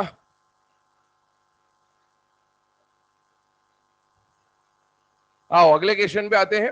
अगला क्वेश्चन आपके सामने लिखा है, compare bond angles in COF2, COCl2, COBr2। अभी जो हमने क्वेश्चन करा था वो COF2 का था, बिल्कुल सेम पैटर्न का क्वेश्चन है, बट इस बार कंपैरिजन करना है। ध्यान सुनिएगा बेटा, सबसे पहले इनके H का वैल्यू, कार्बन सेंट्रल एटम है, carbon oxygen fluorine, carbon oxygen chlorine, carbon oxygen bromine, सबकी कंडीशन एक जैसी बनेगी, 3sp2, 3sp2 और 3sp2। क्या हाइब्रिडाइजेशन में कहीं पर d ऑर्बिटल इन्वॉल्व हो रहा है या नहीं हो रहा बेटा, नहीं हो रहा है। डी होता तो मैं सीधे स्ट्रक्चर बना देता, नहीं है तो मैं फैक्टर के अकॉर्डिंगली सॉल्व करूंगा। पहला फैक्टर हाइब्रिडाइजेशन सेम है, दूसरा फैक्टर क्या देखते हैं बेटा, लोन पेयर 0 0 0। लोन पेयर 0 होते ही दिमाग में क्या आना चाहिए बेटा, रेगुलर ज्योमेट्री। तो अपन एक बार स्ट्रक्चर बनाते जरा इसका, COF2 का स्ट्रक्चर कुछ इस तरह से बन जाएगा, COCl2 का स्ट्रक्चर कुछ इस तरह से बन जाएगा, और बेटा COBr2 का स्ट्रक्चर भी बिल्कुल उसी पैटर्न में हम लोगों ने यहां पर बना दिया, ये COBr2 का स्ट्रक्चर, ठीक है। अब इसमें एंगल कंपेयर कौन सा करना है, ध्यान से देखिएगा। ये वाला जो एंगल है ना, ये वाला, इधर देखो, इस एंगल को मैं बोल रहा हूं x, इस एंगल को मैं बोल रहा हूं y, और इस एंगल को मैं बोल रहा हूं z, ठीक है। दो तरह के एंगल्स हैं इसमें, दोनों को कंपेयर करेंगे, x y z। x y z का क्या कुछ कॉमन नाम लिख सकते, वो नाम क्या होगा, देखो ध्यान सुनो, ऑक्सीजन, कार्बन और हेलोजन का बॉन्ड एंगल हम कंपेयर कर रहे हैं। ध्यान से देखिए, ऑक्सीजन कार्बन हेलोजन, तो हेलोजन चेंज हो रहा है इसलिए एक्स लिख दिया मैंने, oxygen carbon halogen, oxygen carbon halogen. और इन एंगल्स की जो क्या लिख दिया बेटा, एक्स वाई और जेड। और एक एंगल हम लोग जो कंपेयर करेंगे वो हेलोजन कार्बन हेलोजन होगा, halogen carbon halogen, halogen carbon halogen, halogen carbon halogen, halogen carbon halogen, क्योंकि ये एंगल अलग अलग होते हैं तो इनको कंपेयर करते हैं। पहले अपन इसको देख लेते हैं एक्स वाई जेड को। मुझे एक बात बताओ, अगर ये वाला जो एंगल का नाम में दे देता बेटा बीटा और इसका नाम में दे देता बेटा गामा, तो यहां पर हम अल्फा, बीटा और गामा को भी क्या कर रहे हैं बेटा, कंपेयर कर रहे हैं। ध्यान सुनना, मुझे एक बात बताओ, क्या ये तीनों रेगुलर है या इरेगुलर है बेटा, इरेगुलर, क्योंकि साइड एटम तो सेम नहीं है, विद इन द मॉलिक्यूल है ना, यहाँ ब्रोमीन है तो यहाँ ऑक्सीजन है, रेगुलर नहीं होगा। अच्छा मुझे बताओ, इसमें कितने टाइप के रिपल्शन है, एक ही टाइप का, वो कौन सा है, बॉन्ड पेयर, बॉन्ड पेयर। लेकिन क्या सारे बॉन्ड पेयर आइडेंटिकल है, अलग अलग है बेटा, अलग अलग है। मुझे बताओ, इनमें से ज्यादा पावरफुल रिपल्शन किसका होगा, डबल बॉन्ड का या सिंगल बॉन्ड का, डबल बॉन्ड। यहां पर भी डबल बॉन्ड या सिंगल बॉन्ड, डबल बॉन्ड। यहां पर डबल बॉन्ड या single bond, double bond. Powerful कौन है, डबल बॉन्ड। तो जो पावरफुल है उसी के अकॉर्डिंगली देखना चालू करेंगे, ऐसा नहीं कि आप इनको देखना चालू कर दो, नहीं, पहले पावरफुल कौन है ये, तो इसके हिसाब से काम चलेगा। अब मुझे बताओ, ये जो डबल बॉन्डेड ऑक्सीजन है ये दोनों को धक्का देगा कि नहीं देगा बेटा, देगा। ये रिपल्शन करेगा, ये रिपल्शन करेगा, ये रिपल्शन करेगा। रिपल्शन करेगा तो ये पास आएंगे कि दूर जाएंगे, पास आएंगे, ये भी पास आएंगे, ये भी पास आएंगे, लेकिन कौन और कौन ज्यादा पास नहीं आएगा वो समझिए। उसके लिए अपन EN और या फिर साइजेस पे, साइज से भी हो जाएगा, आप चाहे तो EN भी लगा सकते हैं, कोई परेशानी नहीं है। अब मुझे बताओ, जब ये डबल बॉन्ड धक्का देगा तो ये पास आ सकते हैं, ये उतने पास नहीं आएंगे और ये और भी पास नहीं आएंगे, मतलब ये दूर दूर रहना पसंद करेंगे ड्यू टू स्टेरिक रिपल्शन। बताइए सबसे बड़ा एंगल अल्फा बीटा गामा में से कौन सा होगा, गामा, उससे छोटा बीटा, उससे छोटा अल्फा। अब अगर ऐसा एंगल यहां पर बताओ मुझे, अगर ये बिल्कुल पास आ गए तो क्या ये एंगल खुल जाएगा, इसका मतलब है यहां पर ऑर्डर उल्टा बनेगा, क्योंकि ये पास आ गए तो ये एंगल बड़ा होगा, ये थोड़े दूर रहे तो ये एंगल छोटा होगा, और ये और दूर रहे तो ये एंगल और भी छोटा होगा, तो ये एंगल बन के आता है। तो स्टार्ट, ध्यान सुनना, थिंकिंग जो होगी, पहले ये मत देखना कि ये ब्रोमीन ब्रोमीन धक्का दे रहे होंगे, ऐसा कुछ भी नहीं। स्टार्ट कहां से करोगे, सोचना कि ये जो डबल बॉन्ड है ना, ये पावरफुल है, यहां से स्टार्ट होगा रिपल्शन लगना, क्योंकि ये पावरफुल है as compare to single bond. तो इसके अकॉर्डिंगली सोचना है कि ये धक्का देगा, ये धक्का देगा, ये धक्का देगा, और उस धक्के की वजह से कौन पास आ सकते, कौन नहीं आ सकते, वो आपकी थिंकिंग होनी चाहिए इस क्वेश्चन में। नोट करिए इसे, आगे बढ़ते हैं।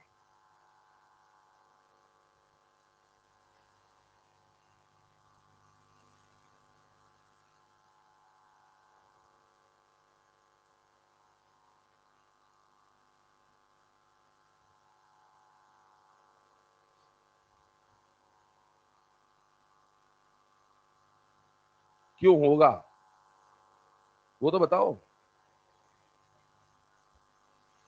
अच्छा,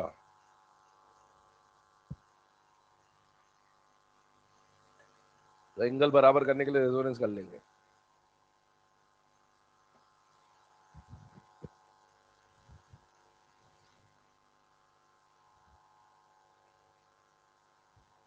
है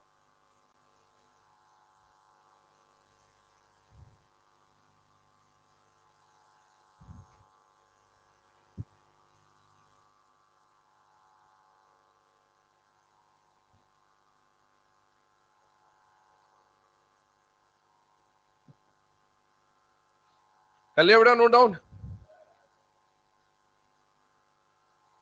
अब आगे बढ़ते हैं अगले क्वेश्चन की तरफ। नेक्स्ट क्वेश्चन जो आ रहा है इसके अंदर, आइए उस पर डिस्कशन स्टार्ट करते हैं। अगला टॉपिक हम लोग मूव करते हैं नेक्स्ट टॉपिक की तरफ। ये क्वेश्चन आपको बोल दे रहा हूँ, क्वेश्चन लिखिए पहले तो, बॉन्ड एंगल पे एक लास्ट क्वेश्चन और लेते हैं, फिर आगे। Determine the correct order of bond angle in, determine the correct order of bond angle in PH3 phosphine, PH3 and PF3, PH3 and PF3।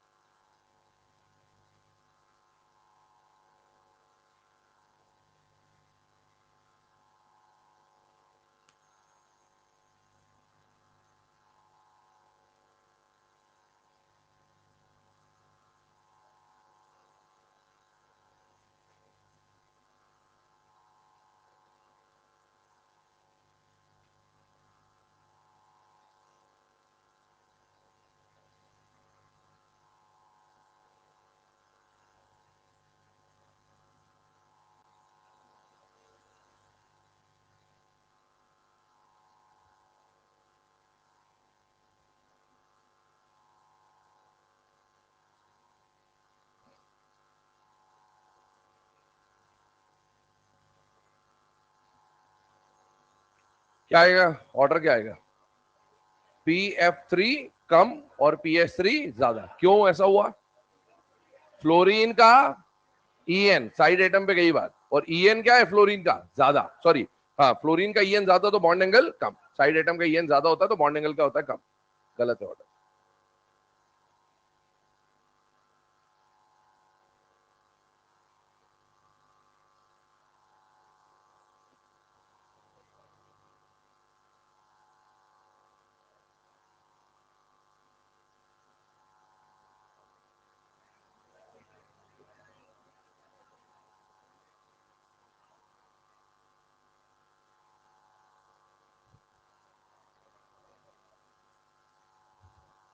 इसका बॉन्ड एंगल अप्रोक्सीमेटली 90 डिग्री होता है, ध्यान रखना। इसमें हाइब्रिडाइजेशन होता ही नहीं है। आप जो साइड एटम तक गए हो ना, वो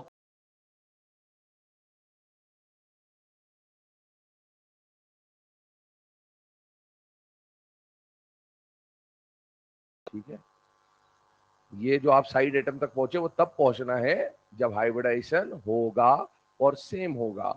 एक में हाइब्रिडाइजेशन है ही नहीं, एक में हाइब्रिडाइजेशन है तो फिर आप वो केस तक पहुंच नहीं सकते। आपको ये याद होने चाहिए, नो हाइब्रिडाइजेशन कल बताया था, है ना, ग्रुप 15 ग्रुप 16 हाइड्राइड्स में बॉन्ड एंगल अप्रोक्सीमेटली 90 डिग्री के आसपास होता है और इसीलिए उसका एंगल कम है। जबकि PF3 में हाइब्रिडाइजेशन होगा, sp3 हाइब्रिड होगा तो उसका बॉन्ड एंगल 109 वाली रेंज में होगा और इसीलिए एक 90 की रेंज में, एक 109 की रेंज में, तो एंगल किसका ज्यादा आएगा बेटा, PF3 का। चलिए आगे बढ़ जाते हैं अगले पॉइंट की तरफ। एग्जिस्टेंस और नॉन एग्जिस्टेंस से रिलेटेड एक पॉइंट हम लोग यहां पर डिस्कस करने वाले हैं। Again PCl5 SF6 IF7 XeF2, उधर ध्यान दीजिएगा, ये चारों मॉलिक्यूल नेचर में एग्जिस्ट करते हैं, लेकिन इन्हीं की तरह इनके जो हाइड्राइड्स बनेंगे, मतलब P का H5, S का H6, I का H7 और Xe का H2, ये नेचर में एग्जिस्ट नहीं करते।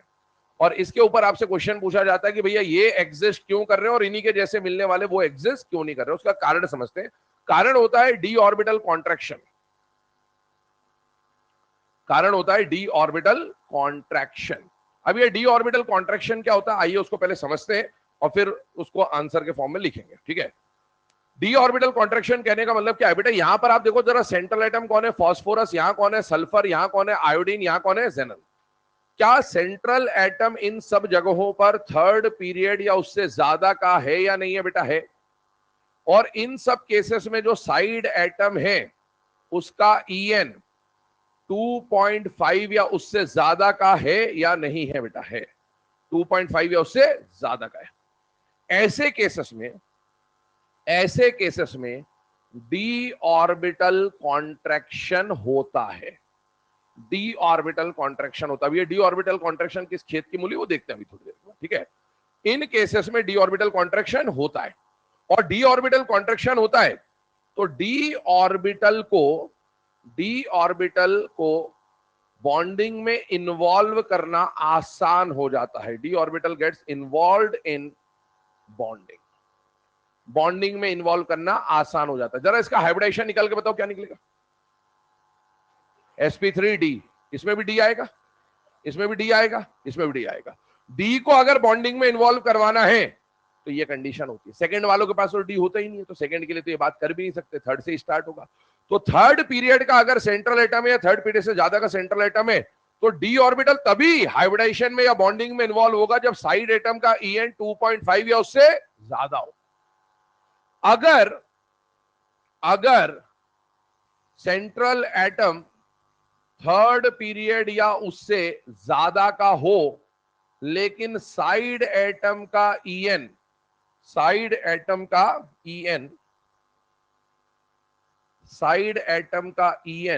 लेस देन 2.5 हो तो डी ऑर्बिटल कॉन्ट्रैक्शन करवा पाना पॉसिबल नहीं होगा। और अगर डी ऑर्बिटल कॉन्ट्रैक्शन करवाना पॉसिबल नहीं होगा तो बेटा D orbital does not get involve in bonding. ये बॉन्डिंग में इन्वॉल्व नहीं होगा इन बॉन्डिंग। अब देखो उससे क्या फर्क पड़ेगा। अगर आपको इस मॉलिक्यूल को एग्जिस्ट कराना है तो बताइए इसका हाइब्रिडाइजेशन क्या आना चाहिए था, sp3d। जो इसका आएगा वो इसका भी आएगा। इन सब में क्या आने चाहिए थे, डी। अगर साइड एटम का EN 2.5 से कम है, कल हमने ड्रैगो की भी बात करते थे, ड्रैगो में भी यही कंडीशन थी, लगभग वही बात है। तो अगर थर्ड पीरियड या उससे ज्यादा का साइड एटम हो, मतलब सेंट्रल एटम हो थर्ड पीरियड या उससे ज्यादा का, और साइड एटम में कौन आ जाए, हाइड्रोजन, आपके लिए वो 2.5 से कम वाला हाइड्रोजन ही होगा, उस केस में आप डी ऑर्बिटल को बॉन्डिंग में इन्वॉल्व नहीं कर सकते। डी को यूज करे बिना एस और पी से जितने बॉन्ड बनवा सकते हो बनवा लो, लेकिन डी बॉन्डिंग में इन्वॉल्व नहीं होगा। क्यों नहीं होगा, ये डी ऑर्बिटल कॉन्ट्रैक्शन क्या है क्या नहीं है, आइए इसके ऊपर बात करते हैं, ध्यान से देखिए।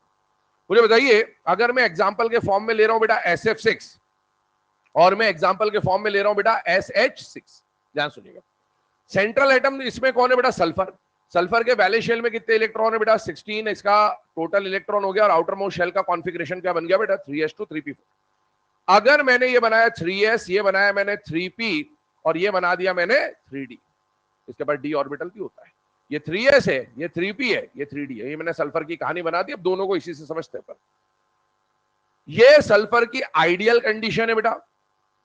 अब सल्फर की दो कंडीशंस और देख रहे हैं।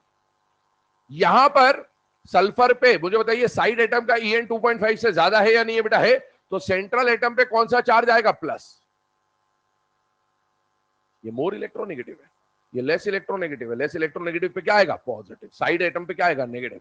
यहां पर इन दोनों में से किसका ईएन ज्यादा है? सल्फर का। तो सल्फर पे क्या आएगा बेटा? नेगेटिव।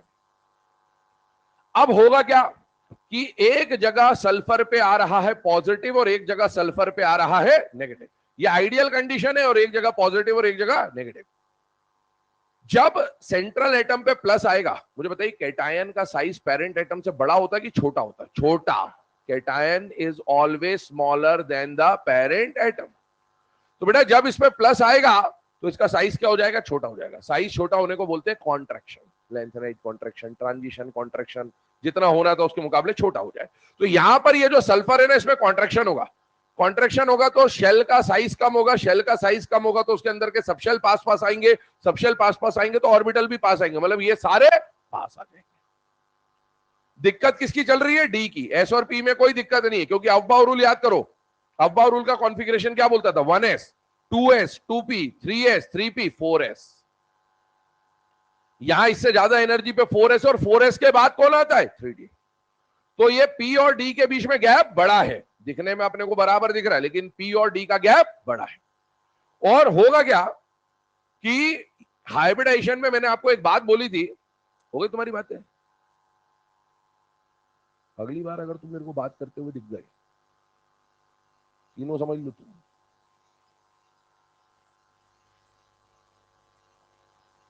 समझ गए? या तुमको बहुत ज्यादा आता है, कुछ भी नहीं आता? तो ज्यादा आता है ऐसे दिखती नहीं शक्लें मेरे को तुम्हारी।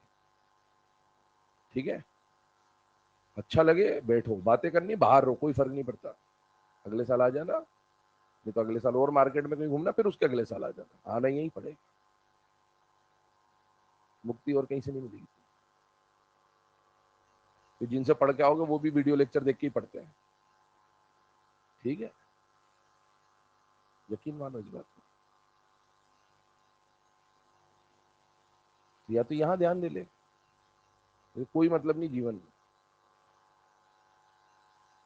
और मैं एक बार में किसी को कुछ बोलता नहीं हूं। अगर मैं किसी को कुछ बोल रहा हूं मतलब बहुत बार हो चुका है। मैं यहां पर क्या बोल रहा था बेटा आपको, कि जब हम अफबाउ रूल का कॉन्फ़िगरेशन लिखते तो 1s 2s 2p 3s 3p, फिर कौन आता है बेटा? 4s, और फिर कौन आता है? 3d। s और p बिल्कुल पास पास होते हैं, लेकिन d का गैप जो होता है वो इससे ज्यादा होता है। तो प्रॉब्लम है d को हाइब्रिडाइजेशन में इन्वॉल्व करानी। याद करिए, आपको एक बात बोली गई थी, हाइब्रिडाइजेशन में वही ऑर्बिटल मिक्स हो पाते हैं जिनकी एनर्जीज लगभग बराबर होती है। मैंने बोला था कभी भी ऐसा नहीं होगा कि 1s के साथ आप 3d को या 3p को इन्वॉल्व करा दोगे, क्योंकि इनका एनर्जी का गैप ज्यादा है। तो वही ऑर्बिटल मिक्सर में जाएंगे जिनकी एनर्जीज क्या होती है? लगभग बराबर। क्या s और p की एनर्जी आसपास है या नहीं है? लेकिन d थोड़ा दूर बैठा हुआ है। तो d इन्वॉल्व होगा कि नहीं होगा? सारी लड़ाई इसी बात की चल रही है, और ये पूरा एक पैराग्राफ है एनसीईआरटी का। तो अब डी इन्वॉल्व होगा कि नहीं होगा, उसके लिए कहानी समझ रहे हैं। अच्छा, अगर डी को इन्वॉल्व कराना है तो डी को पास लाना पड़ेगा कि दूर लाना पड़ेगा? पास। पास आएगा तभी तो एनर्जी का गैप कम होगा। और अगर पास लाना है तो साइज को छोटा करना पड़ेगा, और साइज को छोटा करना है तो सेंट्रल एटम पे क्या चार्ज लाना पड़ेगा बेटा? प्लस। जैसे ही प्लस आएगा ना, ये सब ऑर्बिटल कॉन्ट्रैक्ट हो जाएंगे। ये 3s आ जाएगा, 3p इसके पास खसक जाएगा, और 3d भी इसके पास आ जाएगा। एनर्जी लेवल बिल्कुल पास पास हो जाएंगे। और एनर्जी लेवल पास पास हो जाएंगे तो 3s और 3p और 3d को आपस में मिक्स करा पाना आसान हो जाएगा या मुश्किल हो जाएगा? आसान। और इसका मतलब है डी ऑर्बिटल का साइज क्या हो गया बेटा? कॉन्ट्रैक्ट हो गया, छोटा हो गया। इसी को बोलते हैं डी ऑर्बिटल कॉन्ट्रैक्शन। और अगर डी ऑर्बिटल में कॉन्ट्रैक्शन हो गया तो बताइए उसको हाइब्रिडाइजेशन में इन्वॉल्व करवा पाना, मिक्सर में इन्वॉल्व कर पाना आसान या मुश्किल? आसान। मतलब डी ऑर्बिटल बॉन्डिंग के लिए यूज कर पाऊंगा कि नहीं कर पाऊंगा? कर पाऊंगा। इसका मतलब यह हुआ कि इन सब केसेस में आप डी ऑर्बिटल को बॉन्डिंग में इन्वॉल्व करवा सकते हो, क्योंकि यहां पर डी ऑर्बिटल कॉन्ट्रैक्शन हुआ है। और अगर डी को यूज करा सकते हो तो इसमें भी डी यूज हो जाएगा, इसमें भी डी यूज हो जाएगा, इसमें भी डी यूज हो जाएगा, इसमें भी डी यूज हो जाएगा, और ये सब आराम से एग्जिस्ट कर जाएंगे, क्योंकि इनको बॉन्ड बनाने के लिए डी ऑर्बिटल की जरूरत थी। लेकिन इस केस में क्या हो रहा है, ध्यान से देखिए, अगर साइड एटम का EN 2.5 से कम है तो उस समय पे सेंट्रल मोर इलेक्ट्रोनेगेटिव होगा, और सेंट्रल मोर इलेक्ट्रोनेगेटिव होगा तो सेंट्रल पे क्या आ जाएगा? माइनस। और सेंट्रल पे माइनस आने का मतलब है साइज एनायन बन गया। ये एनायन का साइज पेरेंट एटम से बड़ा होता है। इसका मतलब ये पेरेंट एटम है, इसके मुकाबले इसका साइज और बड़ा। तो यहां पर क्या होगा? ये 3s, ये 3p, और ये 3D जो दूर था वो और दूर चला जाएगा, और जब और दूर चला जाएगा तो मिक्सिंग में इन्वॉल्व करवा पाना मुश्किल हो जाएगा, और मुश्किल हो जाएगा तो इसे हम बोलेंगे कि यहां डी ऑर्बिटल कॉन्ट्रैक्शन हुआ या डी ऑर्बिटल एक्सपांशन हुआ है बेटा, डी ऑर्बिटल एक्सपांशन हो गया। एक्सपांशन हो गया तो और दूर चला गया, और दूर चला गया तो डी ऑर्बिटल को मैं बॉन्डिंग में यूज नहीं करवा पाऊंगा। क्या मैं एस और पी को अभी भी बॉन्डिंग में यूज कर सकता हूं? हाँ, क्योंकि एस और पी पास है, पर डी बहुत दूर चला गया और एस और पी पास है। तो ऐसे केसेस में आप डी को यूज नहीं कर सकते, लेकिन एस और पी को यूज कर सकते। अब ध्यान सुनना, ये तो एग्जिस्ट नहीं करेंगे, क्योंकि इसको अगर एग्जिस्ट करना है तो इसका हाइब्रिडाइजेशन क्या बनेगा बेटा? sp3d। क्या उसमें डी का यूज आना चाहिए कि नहीं आना चाहिए? आना चाहिए, और डी को यूज मैं कर नहीं सकता। वैसे इन सब में भी डी आएगा, लेकिन एक बात बताओ, फास्फोरस की कहानी समझना, सल्फर की कहानी समझना। मैं सल्फर से बताता हूं आपको। मुझे बताओ, एक मॉलिक्यूल लिखा मैंने pH3, एक मॉलिक्यूल लिखा मैंने SH2, H2 ऐसे ही है, एक मॉलिक्यूल लिखा मैंने HI या IH। मुझे बताओ, इसका अगर आप हाइब्रिडाइजेशन निकालते तो क्या हाइब्रिडाइजेशन आएगा? ड्रैगो को भूल जाए अभी, क्या हाइब्रिडाइजेशन आएगा बताइए? sp3।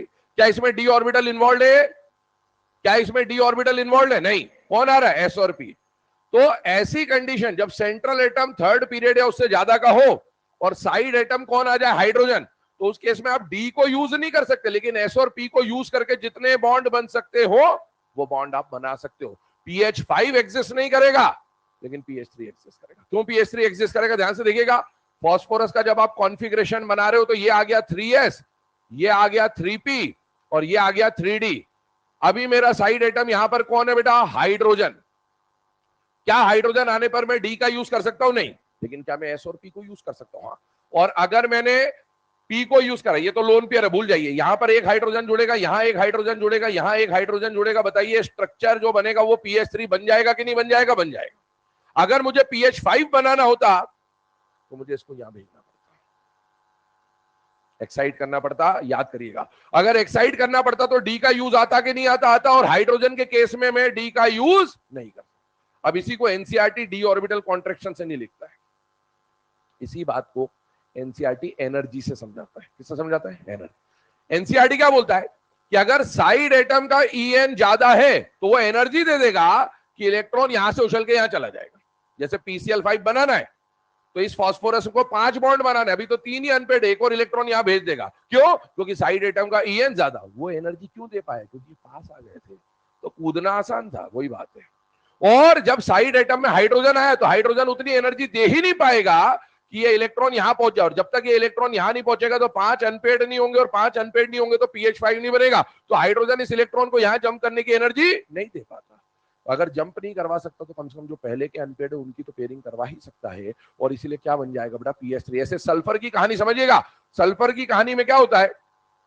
सल्फर का कॉन्फ़िगरेशन होता है 3s2 3p4। अब 3s2 3p4 को अगर मैं बना दूं तो ये 3s है, ये 3p है, और यहां पर कौन आ रहा है बेटा? 3d। अब ये 3d यूज होगा या नहीं होगा, ये किस पे डिपेंड करेगा? साइड एटम पे। अभी सल्फर की कहानी ऐसी है, 1 2 3 और 4। याद करिए, सल्फर की कोवेलेंसी 2 4 6। अभी कितनी दिख रही है? 2। अगर साइड एटम हाइड्रोजन आया तो हाइड्रोजन के केस में मैं इसको यूज नहीं कर सकता। पर अभी बताओ, 2 अनपेड है कि नहीं है? कितने हाइड्रोजन से बॉन्ड बनाएगा? 2 से। क्या बन जाएगा? SH2। क्या बन जाएगा? SH2। SH2 बन जाएगा। आपने यहां लिखा है SH2 बनेगा, लेकिन क्या SH4 बन पाएगा? क्या नहीं। क्या SH6 बन पाएगा? क्या नहीं। लेकिन अगर फ्लोरीन होता तो SF2 भी बनता, SF4 भी बनता, SF6 भी बनता। ऑलरेडी हम पहले लिख चुके हैं ये बातें। अगर आयोडीन है, अगर आयोडीन है तो आयोडीन का कॉन्फ़िगरेशन होता है बेटा NH2NP5, that is 5s2 5p5। मुझे बताइए, ये बनाया मैंने 5s में 2 इलेक्ट्रॉन, यहां बनाया मैंने 5p में 5 इलेक्ट्रॉन, और इसके पास भी डी खाली है, क्लोरीन जैसा 1357 वाली कहानी होती है इसकी, हेलोजन है। अगर मुझे डी को यूज करना है तो साइड एटम मोर इलेक्ट्रोनेगेटिव चाहिए या लेस इलेक्ट्रोनेगेटिव चाहिए? More electronegative. अगर मैं यहां हाइड्रोजन ले लूं तो हाइड्रोजन इस इलेक्ट्रॉन को यहां जंप कराने की एनर्जी नहीं दे सकता। इसका मतलब है डी का यूज नहीं होगा। क्या अभी इसके पास एक अनपेड है? तो इसका मतलब एक हाइड्रोजन तो बॉन्ड बना सकता, मतलब HI तो बन जाएगा। लेकिन क्या इसकी कोवेलेंसी अगर बात करें तो 1357 हो सकती है। 1 वाला तो बना लेगा HI या IH। क्या ये IH3 बना पाएगा? क्या नहीं। क्या ये IH5 बना पाएगा? क्या नहीं। क्या ये IH7 बना पाएगा? क्या नहीं। लेकिन H के बदले अगर मैं F ले लूं तो IF, IF3, IF5, IF7 सब कुछ बनाएगा। यही बात हमने यहां पर समझी है। अच्छा, जेनॉन की कहानी को देखो। जेनॉन के पास ग्राउंड स्टेट में कोई भी अनपेयर्ड होता ही नहीं है। अगर साइड एटम हाइड्रोजन आया तो जंप ही नहीं करा पाएगा। अब जंप ही नहीं करा पाएगा तो बॉन्ड बनेगा कैसे? तो Xh2 बनेगा ही नहीं। लेकिन अगर साइड एटम फ्लोरीन आया तो क्या वो जंप करवा देगा? हाँ। तो इसीलिए जब जंप कराएगा, 4 लोन पेयर होते हैं इसके पास। हेलो, नोबल गैस है ना। अगर बोलूं मैं तो 5H2 और 5P6, तो 2 2 2 2 ये ऐसे, ये PX है, ये PY है, PZ है, चारों लोन पेयर है। डी अभी इसके पास 5 खाली है। पर अगर साइड एटम हाइड्रोजन आया तो जंप नहीं करा पाएगा। लेकिन अगर साइड एटम मोर इलेक्ट्रोनेगेटिव आया तो बेटा अभी इसकी कोवेलेंसी 0 है, क्योंकि इसके पास एक भी अनपेयर्ड नहीं है। और जब कोवेलेंसी बढ़ाओगे तो पहले जब एक बार जंप करेगा तो कोवेलेंसी 0 से हो जाएगी 2, फिर हो जाएगी 4, फिर हो जाएगी 6, 4 हो जाएगी 8। तो XgF2 बनता है, फिर XgF4 बनता है, फिर XgF6 बनता है। ये सब बनते हैं नेचर में। ये कंडीशन अपन ने पढ़ी हुई है ना। तो एक काम करें, ये क्वेश्चन लिख लें। ये जो डी ऑर्बिटल कॉन्ट्रैक्शन वाली ये जो बात लिखी गई है, इसको एज इट इज लिखें। स्टेटमेंट के फॉर्म में भी फिर मैं लिखवा देता हूं, पहले इसको लिखें।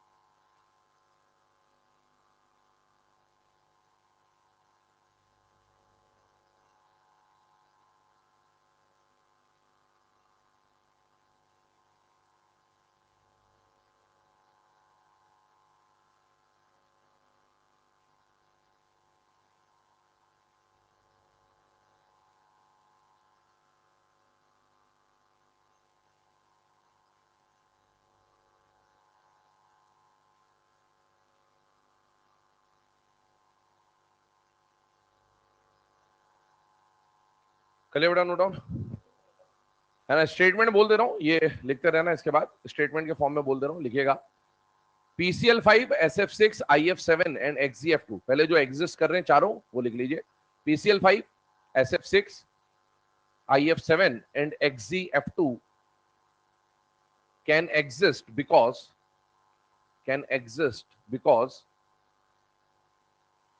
as the side atom has En of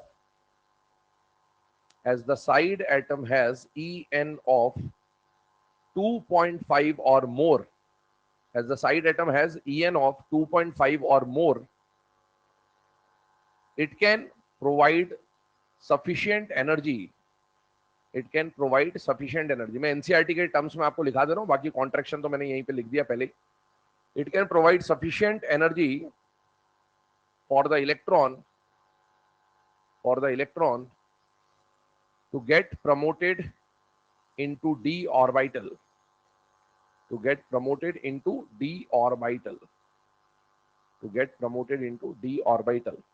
hence d orbital can be used for bond formation.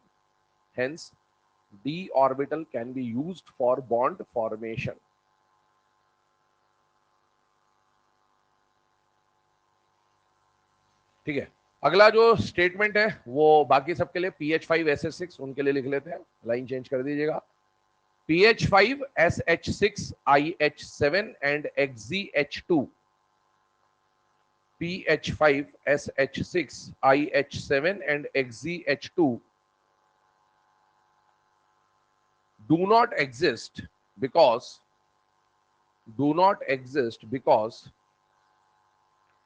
the side atom is hydrogen, because the side atom is hydrogen, which cannot provide sufficient energy, for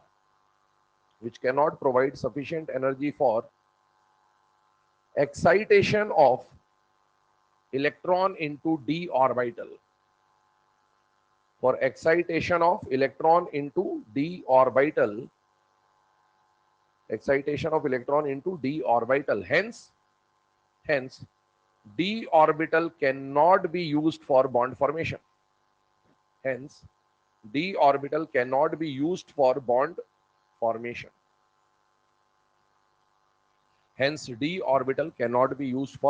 formation. ठीक है, तो ये condition अपन ने लिख दी। दोनों बातें आपको लिखा दी गई, एक तो एनर्जी वाले जो स्टेटमेंट है वो लैंग्वेज में लिखा दी गए, और बाकी डी ऑर्बिटल कॉन्ट्रैक्शन में होता है कि नहीं होता वो भी बात हमने यहाँ पर ऑलरेडी डिस्कस कर ली। ठीक है, अब इसके बाद आगे बढ़ते हैं हम लोग अगले पॉइंट की तरफ। यहाँ पर आके आपका जो ये बॉन्ड एंगल या जो एग्जिस्टेंस और नॉन एग्जिस्टेंस की कहानी है ये खत्म होती है। अगला जो पॉइंट हमें यहाँ पर समझना है, हम लोग अगला टॉपिक स्टार्ट करेंगे, दैट इज डाइपोल मूवमेंट। ठीक है ना, आइए स्टार्ट करते हैं डाइपोल मूवमेंट के बारे में। ठीक है, ये हमने एग्जिस्टेंस नॉन एग्जिस्टेंस अभी समझ ही लिया। आइए हेडिंग डालिएगा डाइपोल मूवमेंट, लिखना स्टार्ट करेंगे इसके बारे में।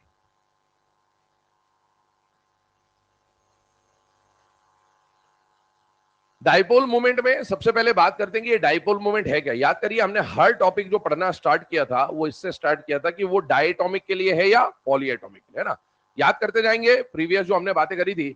याद करिए हम लोगों ने डाई एटॉमिक और पॉलीएटॉमिक को लेकर पूरा स्पेसिफाई किया शुरू से। ये किसके लिए है बेटा, वीबीटी। यहाँ पर क्या लगेगा बेटा, हाइब्रिडाइजेशन। अगला टॉपिक अभी हमने क्या पढ़ा, बॉन्ड एंगल। किसके लिए था, डाई के पॉली के लिए। इसके लिए कभी भी बॉन्ड एंगल निकाल नहीं सकते। अब जो टॉपिक हम लोग पढ़ रहे हैं वो क्या है बेटा, डाइपोल मूवमेंट। डाइपोल मूवमेंट किसके लिए कैलकुलेट होगा, डायटोमिक पॉलीएटॉमिक दोनों के लिए नहीं, क्या हो सकता है, डाइपोल मूवमेंट किसके लिए निकाल सकते हैं, किसके लिए, दोनों के लिए, है ना। ये छोटी छोटी बातें पर ये पता होनी चाहिए, क्योंकि इसी से हमारे लॉजिक्स डेवलप होंगे, वरना पूरा बॉन्डिंग पढ़ लेते हैं, छोटी छोटी बातें पता ही नहीं होती, खत्म हो जाता चैप्टर। ठीक है, फिर उसके बाद परेशान होते हैं। डाइपोल मूवमेंट डायटोमिक्स के लिए भी पूछा जा सकता है और पॉलीएटॉमिक। डाइपोल मूवमेंट है क्या, दो एटम है, दो एटम के बीच में कोई बॉन्ड है, बॉन्ड में इलेक्ट्रॉन इधर जा रहा है कि उधर जा रहा है, उस मूवमेंट को हम लोग क्या बोलते हैं, डाइपोल मूवमेंट। तो ये तो दो एटम के बीच में भी हो सकता है और कई सारे एटम्स के बीच में भी हो सकता है। तो पहली बात, डाइपोल मूवमेंट में हम लोग क्या फाइंड आउट किसके लिए अप्लाई करेंगे, di as well as poly. हाँ, डाई को सॉल्व करने का तरीका अलग होगा और पॉली को सॉल्व करने का तरीका अलग होगा, लेकिन दोनों के लिए कैलकुलेशन किया जा सकता है। तो डाइपोल मूवमेंट का जब भी क्वेश्चन आएगा ना एग्जाम में, सबसे पहली चीज, जैसे मैंने बोला बॉन्ड एंगल जब भी क्वेश्चन आए तो सबसे पहला काम क्या करना है, हाइब्रिडाइजेशन। सुधरोगे नहीं तुम लोग, रख ले बोतल, उठा ले, ठीक है, कोई बात नहीं, रख ले। अभी देखो बॉन्ड एंगल की जब बात हो रही थी तो मैंने क्या बोला, बॉन्ड एंगल के लिए सबसे पहले क्या निकालना, हाइब्रिडाइजेशन। वैसे ही अगर मैं डाइपोल मूवमेंट की बात करूं तो डाइपोल मूवमेंट का जब भी एग्जाम में क्वेश्चन आएगा ना, तो जो ऑप्शन वगैरह दिए होंगे या क्वेश्चन में जो मॉलिक्यूल दिए होंगे उसमें आपको सबसे पहले ये देखना है कि डायटोमिक है या पॉलीएटॉमिक। अगर डायटोमिक का डाइपोल मूवमेंट से रिलेटेड कोई क्वेश्चन है तो उसको सॉल्व करने का तरीका अलग होता है, और पॉलीएटॉमिक वालों को सॉल्व करने का तरीका अलग होता है। यहां से कहानी शुरू होती है। ठीक है, अच्छा क्या तरीका होगा क्या तरीका नहीं होगा वो हम लोग एक एक करके डिस्कस कर रहे होंगे। अब सुने, डायटोमिक और पॉलीएटॉमिक में सबसे पहली बात है ना, डाइपोल मूवमेंट में आपने देख लिया डाई है पॉली। अब दूसरी बात, इसमें क्वेश्चन क्या आएगा, एक तो क्वेश्चन सीधे सीधे आ जाएगा कि इनमें से किसका डाइपोल मूवमेंट जीरो है और किसका डाइपोल मूवमेंट जीरो नहीं है, या फिर बोलेगा इनमें से कौन सा मॉलिक्यूल पोलर है और कौन सा मॉलिक्यूल नॉन पोलर। तो जब भी एग्जाम में ऐसा कोई क्वेश्चन आए कि डायटोमिक या पॉलीएटॉमिक के लिए डाइपोल मूवमेंट पूछा हो या कौन पोलर है कौन नॉन पोलर है ऐसा क्वेश्चन पूछा हो, तो अपने दिमाग में डाइपोल मूवमेंट टॉपिक आ जाना चाहिए क्वेश्चन की लैंग्वेज से। तो पहले काम करें, हेडिंग डाले डाइपोल मूवमेंट, बाजू में है ना साइड में लिखिएगा इस टॉपिक में अपन क्या क्या स्टडी कर रहे होंगे वो लिखवा दे रहा हूं। To determine dipole moment in to determine dipole moment in diatomic और polyatomic species, to determine dipole moment in diatomic or polyatomic species, or to determine whether the molecule is polar or non-polar, or to determine whether the molecule is polar or non-polar, or to determine whether the molecule is polar or non-polar. Molecule polar होगा कि non polar होगा, इस चीज को determine करने के लिए भी हम लोग यूज कर सकते हैं किसका बेटा, डाइपोल मोमेंट का। ये दो चीजें हम लोग मेनली इसमें पढ़ रहे हैं, ठीक है। अब आइए स्टार्ट करते हैं कि डाइपोल मोमेंट में क्या क्या कंडीशंस हैं। तो सबसे पहले इसके बेसिक जो पॉइंट्स हैं, बेसिक जो पॉस्टुलेट्स हैं, उस पर बात कर रहे हैं हम लोग। बेटा सबसे पहला पॉइंट आपके सामने क्या लिखा हुआ है, to determine the polarity of covalent molecule, है ना। हम लोग डाइपोल मोमेंट का इस्तेमाल क्यों करते हैं, पोलैरिटी को निकालने के लिए। एक बात याद करिएगा, मैंने आपको बोला था कोई भी कंपाउंड ना तो 100% आयनिक होता है ना 100% कोवेलेंट होता है। हर आयनिक कंपाउंड में थोड़ा बहुत कोवेलेंट कैरेक्टर होगा, और वो चीजें हम आगे जाके पढ़ेंगे जब हम एक टॉपिक पढ़ेंगे पोलराइजेशन हमारे सिलेबस के अंदर, ठीक है, वो लास्ट में आएगा। और किसी भी कोवेलेंट कंपाउंड में थोड़ा बहुत कौन सा कैरेक्टर होता है, आयनिक। क्यों होता है, क्योंकि इलेक्ट्रॉन एक जगह बीच में नहीं होता, कभी इधर शिफ्ट होता है कभी इधर शिफ्ट होता है, तो किसी पे प्लस आता है किसी पे माइनस आता है। वो प्लस और माइनस पूरा नहीं होता, वो पार्शियल पॉजिटिव और पार्शियल नेगेटिव होता है। पर प्लस और माइनस आने का मतलब कौन सा कैरेक्टर आ गया बेटा, आयनिक कैरेक्टर आ गया। तो कोवेलेंट कंपाउंड जो होते हैं ना, कोवेलेंट मॉलिक्यूल जो होते हैं ना, उनके अंदर जो पोलैरिटी आती है उसको भी हम लोग किससे मेजर करते हैं बेटा, डाइपोल मोमेंट से, ठीक। दूसरा पॉइंट क्या है, डाइपोल मोमेंट कैसा क्वांटिटी बेटा, वेक्टर क्वांटिटी। आप स्केलर और वेक्टर का मतलब जानते हैं, स्केलर मतलब सिर्फ क्वांटिटी पे डिपेंडेंट होता है, और वेक्टर का मतलब है quantity as well as direction वाली बात हो रही। तो यहां पर वेक्टर क्वांटिटी है क्योंकि इसमें डायरेक्शन का रोल आएगा, ठीक है। आगे इसका डायरेक्शन है, तो डायरेक्शन कहां से कहां होगा। एक्चुअल में जब कोई बॉन्ड बनेगा, दो एटम मान लीजिए ए और बी, तो इनमें से मान लीजिए किसी ना किसी का ईएन क्या होगा, ज्यादा, और मान लीजिए किसी ना किसी का ईएन क्या होगा, कम। तो मुझे बताइए जिसका ईएन ज्यादा, इस बॉन्ड के इलेक्ट्रॉन को वो अपनी तरफ खींचेगा कि नहीं खींचेगा बेटा, खींचेगा। जब ये इलेक्ट्रॉन को खींचेगा तो इस पे क्या आएगा, माइनस, और इस पे क्या आएगा, प्लस। तो यहां पर जो डाइपोल मूवमेंट का डायरेक्शन होता है ना, उसको हम एरो से दिखाते हैं, और एरो को क्या बोलते हैं बेटा, टेल्ड एरो। क्या बोलते हैं बेटा, टेल्ड एरो, पूंछ वाला तीर। ये जो तीर है इसकी यहां पूंछ बनी हुई, ये पूंछ है। ये पूंछ बेसिकली क्या है, इलेक्ट्रॉन का पेयर है। तो ये आपको ये बता रहा है कि ये जो इलेक्ट्रॉन का पेयर है वो किधर से किधर शिफ्ट हो रहा है, वो less electronegative to more electronegative shift हो रहा है। हमेशा डाइपोल मूवमेंट का जो डायरेक्शन होगा वो फिक्स है कि less EN atom to more EN atom होगा। और इसकी यूनिट आपके सामने लिखी है, unit of dipole movement is divide. अच्छा, फॉर्मूले की बात करूं तो डाइपोल मूवमेंट को म्यू से दिखाते हैं, और फॉर्मूला होता है क्यू इंटू डी, है ना, ये वेक्टर क्वांटिटी है। अब क्यू इंटू डी की बात करें तो क्यू आपको क्या बताता है बेटा, चार्ज, और डी क्या बताता है बेटा, डिस्टेंस। अच्छा, ये डिस्टेंस किसके बीच में होता है, दो एटम के जो सेंटर्स होते हैं उनके बीच का जो चार्ज सेपरेशन होता है। मैंने एक टर्म यूज करी थी ईएन के टाइम पे, चार्ज सेपरेशन, इधर प्लस आ गया इधर माइनस आ गया, तो जो चार्ज सेपरेशन है उनके बीच के डिस्टेंस को अपन क्या बोलते हैं बेटा, डी बोलते हैं। तो एक काम करें, ये जो पॉइंट्स अभी आपके सामने लिखे हैं इसको फटाफट नोट डाउन करिए पहले।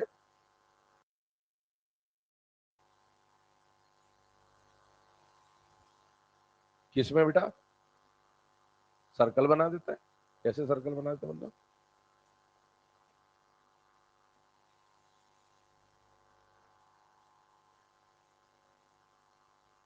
क्या अब इसमें सर्कल बना दो,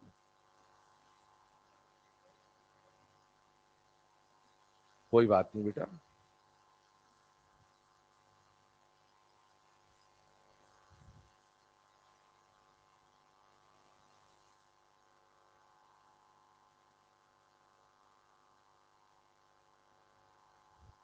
वो समझाने के लिए तरीका बताया होगा आपको कि प्लस से माइनस जा रहा है तो प्लस उधर बन रहा है तो इधर से डायरेक्शन दिख जाएगी, जुगाड़ बताया होगा बेटा।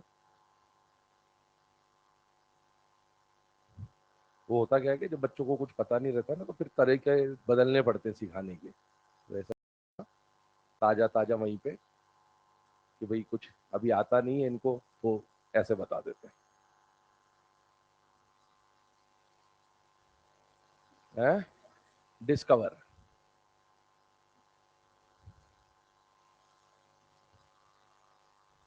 ठीक है, चलिए अब इसमें आगे बढ़ते हैं, अगले पॉइंट की तरफ बढ़ते हैं। देखो ध्यान से, ये सारे जो यूनिट वगैरह है फॉर्मूला हमने ऑलरेडी लिख लिया है ना। अब यहां पर क्यू क्या है, डिस्टेंस क्या है, वो सब हम लोगों ने देख लिया। यहां पर कुछ पॉइंट्स आपके जरा ध्यान से देखिएगा, ये पॉइंट और ये वाला पॉइंट। अगर लोन पेयर आता है, ध्यान सुनना, कौन आता है? Lone pair. जैसे मान लीजिए कोई आ रहा है, अच्छा एक काम करो, इन दोनों पॉइंट को आप बस लिख लो, डिस्कशन अपन कल कर लेंगे, इसको नोट कर लीजिए सर। कल ये पूरा